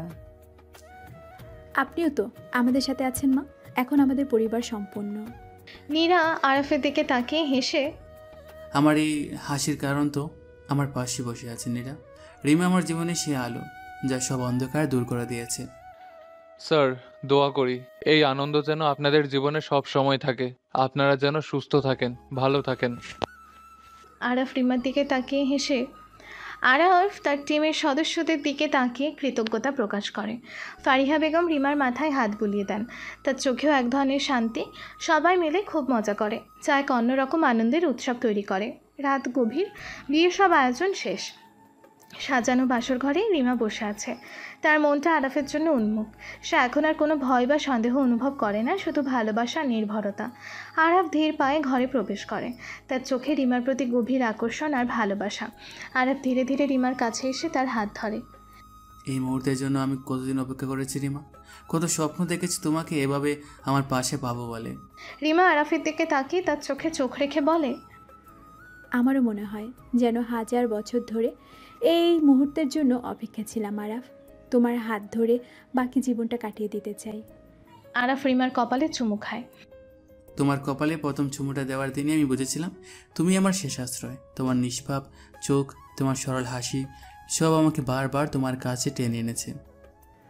আর তোমার রহস্যময়তা, তোমার ভিতরে শক্তি সব আমাকে চুম্বকের মতো টানছে। আমি জানতাম তোমার ভিতরের মানুষটা খুবই ভালো। তুমি আমার সব চিন্তা, সব দুশ্চিন্তা দূর করে দিয়েছ। আরাফ রিমাকে তার কাছে টেনে নেয়, তাদের চোখ একে অপরের চোখে বাঁধা। বাইরে ফোঁটা ফোঁটা বৃষ্টি পড়ছে আর ঘরের ভেতর তাদের ভালোবাসার ফুল ফুটছে। প্রায় 2 ঘন্টা পর তোমার নিঃশ্বাসের শব্দ আমার কানে এখন পৃথিবীর সবচেয়ে মধুর গান মনে হয় রিমা। তোমার স্পর্শ আমাকে এক অন্য জগতে নিয়ে যায়। এই ভালোবাসা যেন কখনো শেষ হবার নয়। এভাবে তোমার বুকে মাথা রেখে সারাটা জীবন কাটিয়ে দিতে চাই আরাফ। তোমার প্রতিটা দুঃখ আমি নিজে করে নিতে চাই, আর তোমার প্রতিটি আনন্দ আমি ভাগ করে নিতে চাই। তুমি শুধু আমার। আরাফ মুচকি হেসে শরীরটা হালকা ক্লান্ত অনুভব করছে। রিমা তার বুকে মাথা রেখে শুয়ে আছে, আর আরাফ রিমার চুলে হাত বুলিয়ে দিচ্ছে। হ্যাঁ, আমি শুধু তোমার আর তুমি শুধু আমার। কোনো দিন আমাকে ছেড়ে যেও না। আমাদের এই ভালোবাসা যেন আকাশের তারাদের মতো অনন্তকাল উজ্জ্বল হয়ে থাকে। তুমি ছাড়া আমার পৃথিবী অসম্পূর্ণ আরাফ। তুমি এসে আমার শূন্য জীবনে পূর্ণ করেছো। আমি কখনো কল্পনা করতে পারিনি এমন কাউকে পাবো যে আমাকে এত ভালোবাসবে। আমারও তাই মনে হয় রিমা। তোমার সাথে দেখা না হলে হয়তো আমার জীবনটা শুধু প্রতিশোধের অন্ধকারে ডুবে থাকতো। তাদের মধ্যে আরও গভীর রোম্যান্টিক কথোপকথন চলতে থাকে। তারা একে অপরের প্রতি তাদের গভীর ভালোবাসা প্রকাশ করে। বাসর রাত তাদের ভালোবাসার এক নতুন দিগন্ত উন্মোচন করে। তাদের সম্পর্ক এখন সম্পূর্ণতা লাভ করেছে। সকালে ঘুম থেকে উঠে রিমা আর আরাফ একসাথে সূর্যের প্রথম আলো দেখে। তাদের মুখে এক ধরনের শান্তি আর নতুন জীবনের অঙ্গীকার। আরাফ এখন তার পুরোটা সময় তার মাকে সুস্থ করার পেছনে ব্যয় করে। রিমার সঙ্গ আর ভালোবাসা আরাফের মায়ের দ্রুত সুস্থ হয়ে উঠতে সাহায্য করে। আরাফের মা এখন সম্পূর্ণ সুস্থ। তার মুখে এক ধরনের প্রশান্তি। আরাফ তার ব্যবসা সাম্রাজ্যকে আরও বড় করে তোলে। কিন্তু এখন সে শুধু প্রতিশোধের জন্য নয়, বরং মানুষের ভালো করার জন্য এবং রিমার জন্য বাঁচে। 2 মাস পর আরাফ তার অফিসের চেয়ারে বসে আছে। রিমার দিকে তাকিয়ে বলে, রিমা, এখন মনে হয় আমার জীবনটা সম্পূর্ণ। আমার আর কোনো অভিযোগ নেই, সব স্বপ্ন পূরণ হয়েছে। হ্যাঁ আরাফ, এখন আমাদের নতুন জীবনের সূচনা। আমরা একসাথে অনেক দূরে যাব। আরাফ তার ব্যবসা সাম্রাজ্যকে আরও বড় করে তোলে। কিন্তু এখন সে শুধু প্রতিশোধের জন্য নয়, বরং তার ভালোবাসা, শান্তি এবং ভালো কাজের জন্য বাঁচে। সে তার ভালোবাসা, শান্তি এবং ভালো কাজের জন্য বাঁচে। সে গভীর ও অসহায় মানুষের জন্য অনেক কিছু করে। তার অতীতের ভিখারি জীবনের অভিজ্ঞতা তাকে আরও বেশি বিনয়ী ও সহানুভূতিশীল করে তোলে। আমি চাই আমার এই সম্পদ দেশের কল্যাণে ব্যবহৃত হোক। কোনো গরিব মানুষ যেন আর আমার মতো কষ্ট না পায়। কোনো নিরীহ মানুষের জীবন যেন আমার বোনের মতো শেষ না হয়। তোমার এই স্বপ্ন আমারও স্বপ্ন আরাফ। আমরা একসাথে কাজ করব, এই সমাজকে আরও সুন্দর করে গড়ে তুলব। আরাফ আর রিমা তাদের ম্যানশনে সুখে দিন কাটায়। তারা মাঝে মাঝে সিলেটের নানু বাড়িতে যায়, যেখানে আরাফের মাও এখন তাদের সাথে হাসি খুশি জীবনযাপন করেন। গল্পের শেষ হয় তাদের সুখী ভবিষ্যতের দিকে তাকিয়ে, যেখানে ভালোবাসা, শান্তি আর নতুন জীবনের অঙ্গীকার তাদের পথ দেখায়। আরাফ রিমার হাত ধরে, জানালার বাইরে তাকিয়ে বলে, এই শহরটা এখন আমাদের রিমা। এখানে এখন শুধু ভালোবাসা আর শান্তি থাকবে। রিমা আরাফের কাঁধে মাথা রেখে বলে, হ্যাঁ আরাফ, আমাদের গল্পটা হয়তো শেষ, কিন্তু আমাদের নতুন জীবন কেবল শুরু হলো। I love you Rima. I love you too mister ভিখারি। এখন আমি ভিখারি? তুমি আমার কাছে সারা জীবন এই ভিখারি হয়ে থাকবে, যাকে আমি প্রথম দিন বৃষ্টিতে ভিজতে ভিজতে দেখেছিলাম, যে কিনা আমার কাছে ছাতা নিয়ে এসেছিল।